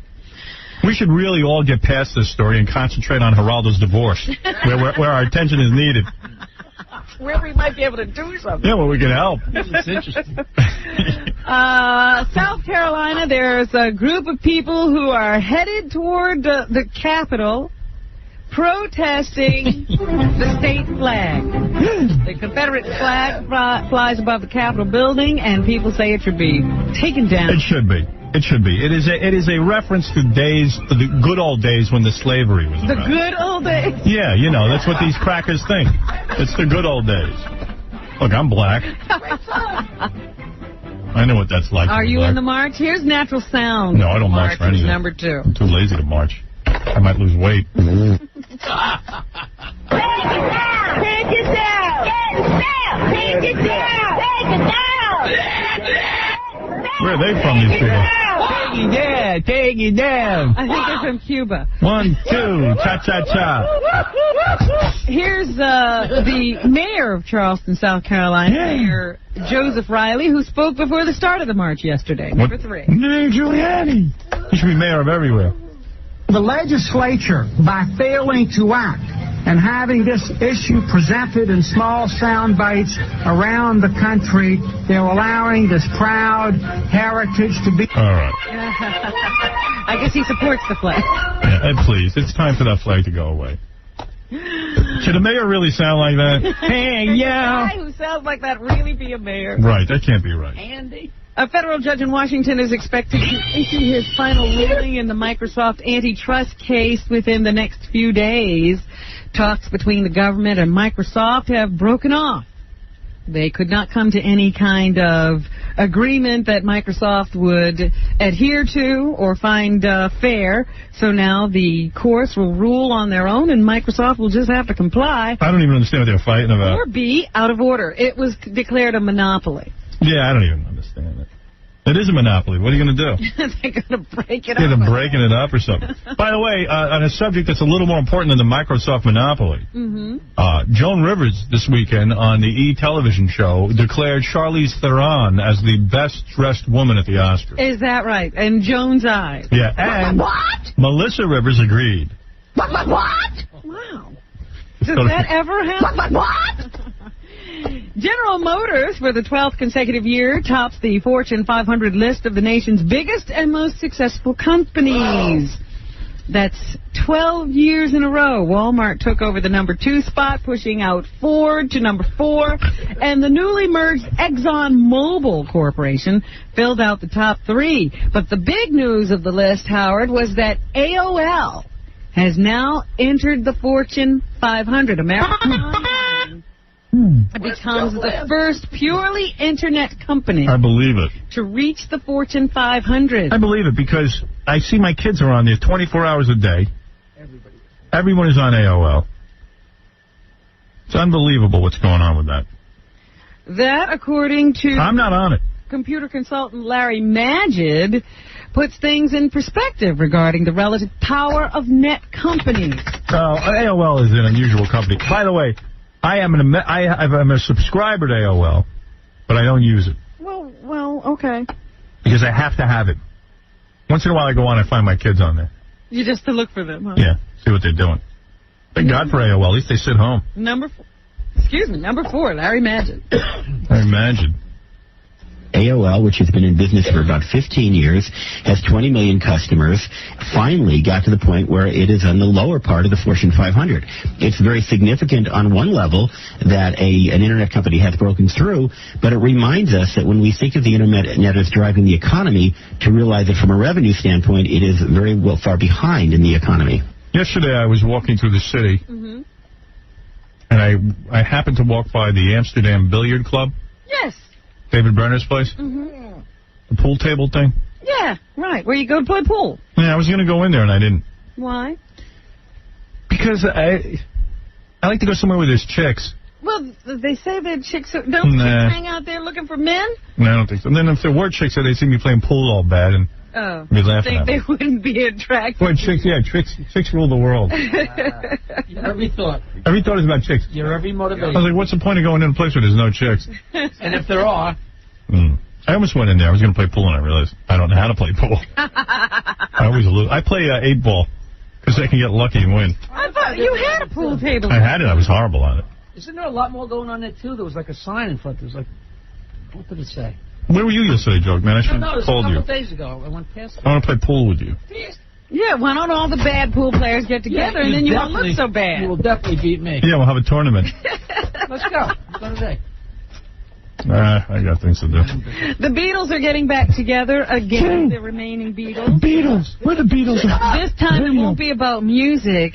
It'll be about the story of their lives. Oh. They're getting together to write a 360-page hardcover Beatles anthology. They remember less about being the Beatles than we do. It's expected to make as much as $1 billion for the ex-bandmates of John Lennon. Yoko Ono will share in 1/4 of the profit. Me know what happened, Beatles reader. It's been 6 years in the making, this deal. Sounds like Ringo needs that money. And they will collaborate on their story to set the record straight. And Yoko gets the money. I should get the money. All right, let's take a break, Rob, and we'll come back and finish the news right after this. You're listening. Doesn't feel nice to contribute to society for a change? To the Howard Stern Show. The Howard Stern Show. He's hard at work on his latest project, banging all of your sisters. Thank you. High Pitch Eric, you're on the air. Go ahead. Hey, Howard, how are you? Good, how you doing? I was watching the Saturday Night Show. Best episode was with Beetlejuice and Hank getting into their fight. Yeah, we had a big, brand new episode of the Howard Stern Radio Show, Saturday night, syndicated in certain parts of the country. I couldn't stop laughing. I mean, I was drunk, like crazy. If I was you, I'd be drunk 24 hours a day like crazy. Hey, Howard, Can I play a game to win the cool prize? Yeah, I was just saying to Casey, he says, I feel bad for High Pitch Eric. I said, why? He says, with that voice and everything. I said, he could talk deeper. I've heard him force it down. And wouldn't you rush to a speech pathologist? Of course. To get that straightened out? He's lazy about his eating. He's lazy about his voice. You can make your voice deeper, right? If I want to. Let me hear it. Yo, what's up, man? No, come on. Hey, what's up? Yeah. That doesn't sound that weird. Hey, how you doing? Hey, how you doing? Yeah, just say, hey, guys. Hey, guys. Yeah. Yeah, sounds like a regular guy. Do it for a while. And You can learn how to do that. Sure. I mean, I try it every weekend by myself. You know? I know you by yourself every weekend. Okay, thank you. Hey, Howard. What is it? Can I win the cool prize? No. What is it, I was Casey? just saying, Howard, just the fact that he could probably calls you about 20 times a day. No, he's a loser. Yeah, but don't you feel kind of bad for him? Sure, he feels bad. But I mean, he could stop that. He could get a job. Eric, do you got people you hang out with, Eric? I do, but they all got his bull and stuff. They all have lives. Yeah.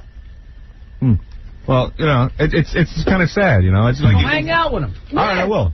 Don't just feel sorry for Yeah, him. just don't fall asleep. Hey, TC, come on. Give me a true or false, Steve. Come on. All right. Give me a true.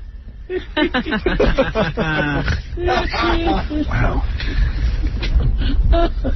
Anyway, anything left in the news, Rob? Yeah, a couple of quick things. The Japanese premier suffered a stroke and is now lapsed into a coma. They have a premier, not a prime minister? Yeah, they have a premier. All right. And they say that, he'll probably resign as a result of this. I don't blame him. You ain't talking like that. Speaking of fights, we had one on our show on Saturday night, and then there was one on Sunday. Did you see the fight?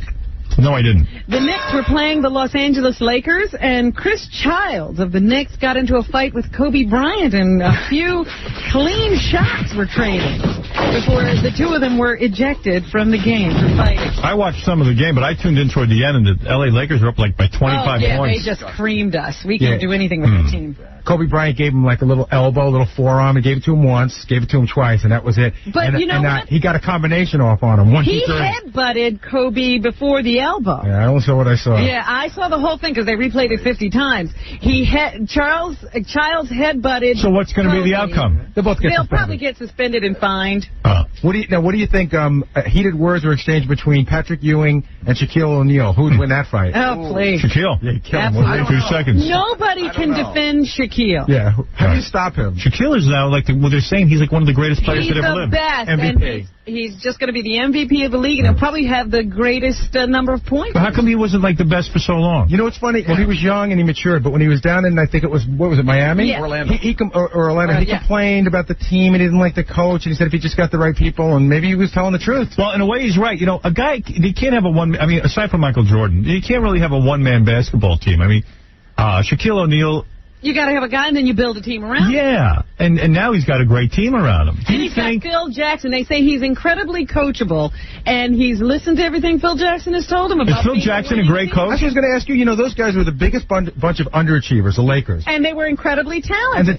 And he went there and immediately snapped him and shit. So then maybe he deserves more credit for the career of Michael Jordan? I guess so. Absolutely. Wow. Once is luck, but twice is, pretty good. Because this team now, do you think that this L.A. Lakers team, if they took on the Chicago Bulls with Michael Jordan, do you think they could have stood a chance? It would be quite a match. The Bulls are still better. But I don't think anybody stands a chance against the Lakers this year. Right. No, I don't think so They've either. won, what, 21 out of the last 23 games? 20 of 21, I think, something like that. Wow. They are they say no, they're just eating their way through the NBA. But you look at Shaquille and you can see it in his eyes. He's like, he wants to win, and he just he jammed right over Ewing yesterday, put him right down. What did Ewing have, like 4 points for the entire game?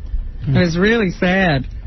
Jeez. Boy, this Phil Jackson, he's some coach, I guess. I guess he is. It's not just Michael Jordan. See that? There's a funny sports story going on in New Jersey. The New Jersey Devils, which are, the hockey team, are winning. They're the #1 team. Is that right? That's right. Who would know? And the coach is a guy they just fired. Imagine they fired the coach of the winningest team. Why would they fire the coach? Well, they went on a small losing streak, but that wasn't it. They said he was acting erratic. Yeah, they said the coach was acting erratic. What did he do? Well, for example, they said that he was impossible to deal with.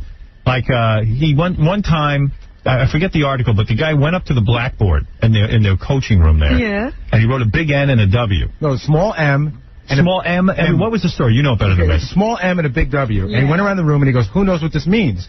You know how coaches are crazy? Like, who knows what this means? You get old. Small M and a big W. Right. So he went around and he asked each guy, and each guy went, I'm unsure, coach. I'm not positive, coach. But he asked every guy in the room. Yeah. So finally he was exasperated and he goes, it stands for the little me and the big we. And the guy, one of the players goes, how the hell are we supposed to know that? Yeah, you know how coaches are. He's like yelling at them. Yeah. You're supposed to know because I know. So evidently they got rid of the guy. Wow. Because that's crazy to get rid of a guy who's doing that good for the team. But The team said he talked in riddles. Yeah.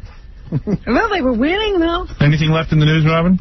Ed Burns, the guy who's responsible for the Brothers McMullen, he has now plunked down a deposit for the loft apartment of JFK Jr., which he shared with his wife, Carolyn Bessette. They say that he must have a thing for former Kennedy apartments because before he bid on this one, he also looked into the bachelor pad that John F. Kennedy Jr. had used before he got married while he was going to school at the NYU Law School. They don't know if he bid on the first place, but he did bid on the second, so he just seems to be following in JFK's footsteps. Well, I don't know Ed Burns, but again, $2.5 million. I cannot figure out how a guy like Ed Burns has any money. I've been working 20 years. I don't understand that one either. Now, he was in what movie? Brothers McMullen. He wrote and directed and starred in that movie. How much money did that make? Independent film. It couldn't have made a lot of money. Right.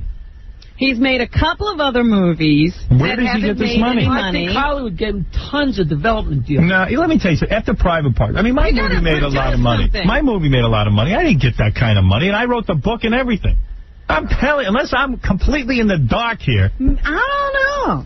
He's able to buy but they say he got it for less than 2.5. Nobody knows what. Well, it must be for 100,000.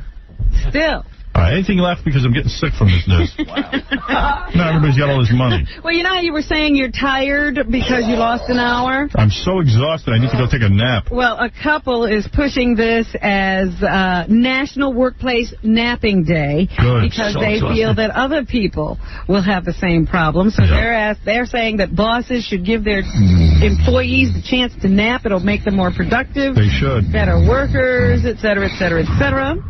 There's something called 1-800-WHY-NOT-CALL in New Jersey. It is the call-in confessional service that has just been started. So if you can't get to church, you can just call in your confession. Oh, I'd love to listen in on that. Starting next year, accident reports in Pennsylvania will tell whether drivers involved were talking on cellular phones. There'll now be a box when the police are filling out an accident report to check off if there was a cell phone involved. Oh, yeah. I would say I wasn't involved. You'll never tell. No, Joe, you're on. Of course not. Joe, you're on the air. Yes, Joe. No, Joe. Go ahead, Robin. Okay, at the box office this weekend, as you said earlier, Erin Brockovich was the #1 movie with that wonderful Julia Roberts. I would never even go see that movie.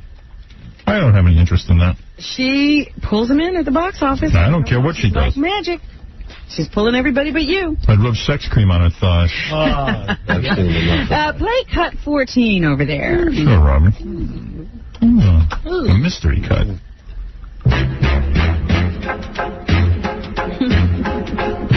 Oh, I forget who that is. Screaming Jay Hawkins. That's right. Didn't he die?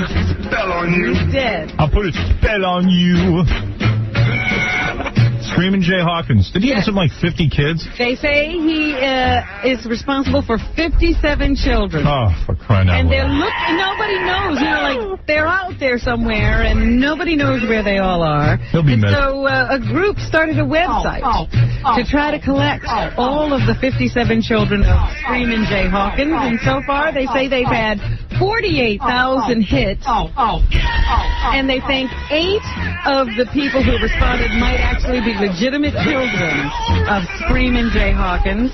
There were a lot of letters Some just said, I think he's my dad. Others said, my mother always told me that he was my father. No wonder he's screaming. Who that was. But they say he had a hypnotic effect on the women. No wonder he's screaming.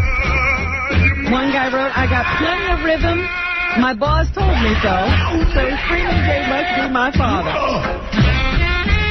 All kinds of kooks and people who are rather serious trying to determine if Screaming Jay Hawkins is the father. Another movie at the box office that you could have seen this weekend, but most people didn't, was The Skulls with Joshua Jackson of Dawson Creek fame. I would like to see this. He says this is not just another teen thriller. No, if it was, it'd be making some money. The biggest issue that this film tackles is in your life when somebody presents you with an offer that you can't refuse, but you know that you should. Good. You know what? I'm bored. Forget about going to see it. John Cusack has a movie out. It's called High Fidelity. Got some very good reviews and came in, at number 4 and number 5? Didn't do well, no. This weekend. Here he is talking about how he got Bruce Springsteen to do a cameo in his movie. Well, I called him up and I asked him to do it, and he said yes, much to my surprise. But because little Steven's having all that success in The Sopranos. Yeah, there's a big part of the book where Bruce is, Rob listens to Bobby Jean off of Born in the USA, and he feels like, he'd like to go, do what Bruce did in Bobby Jean, and just say good luck, goodbye. No. I have no idea. Kenneth Branagh is in the number 2 movie this weekend, The Road to El Dorado. And here is the underlying message of that film. In the end, they come to regard their friendship as more important than money or, decision to live there or something. There's a lot of reality in that. If there's anything more important than money. All right, good. What else, Robin? 21 is still on the air. That's the Maury Povich show that NBC concocted to try to compete with Who Wants to Be a Millionaire. Right. Here, Maury says the questions on 21 can be tougher than those on Who Wants to Be a Millionaire. Number 8. There is no way that I am... Oh, wait. Wrong one. Every question has a 1-point to 11-point value.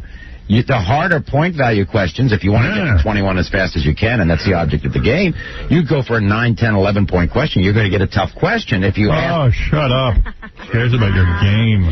And what is his status at home with Connie Chung and their 4-year-old son, number 7? Close to being 1 or 1A in my house. I mean, the furniture is ahead of me.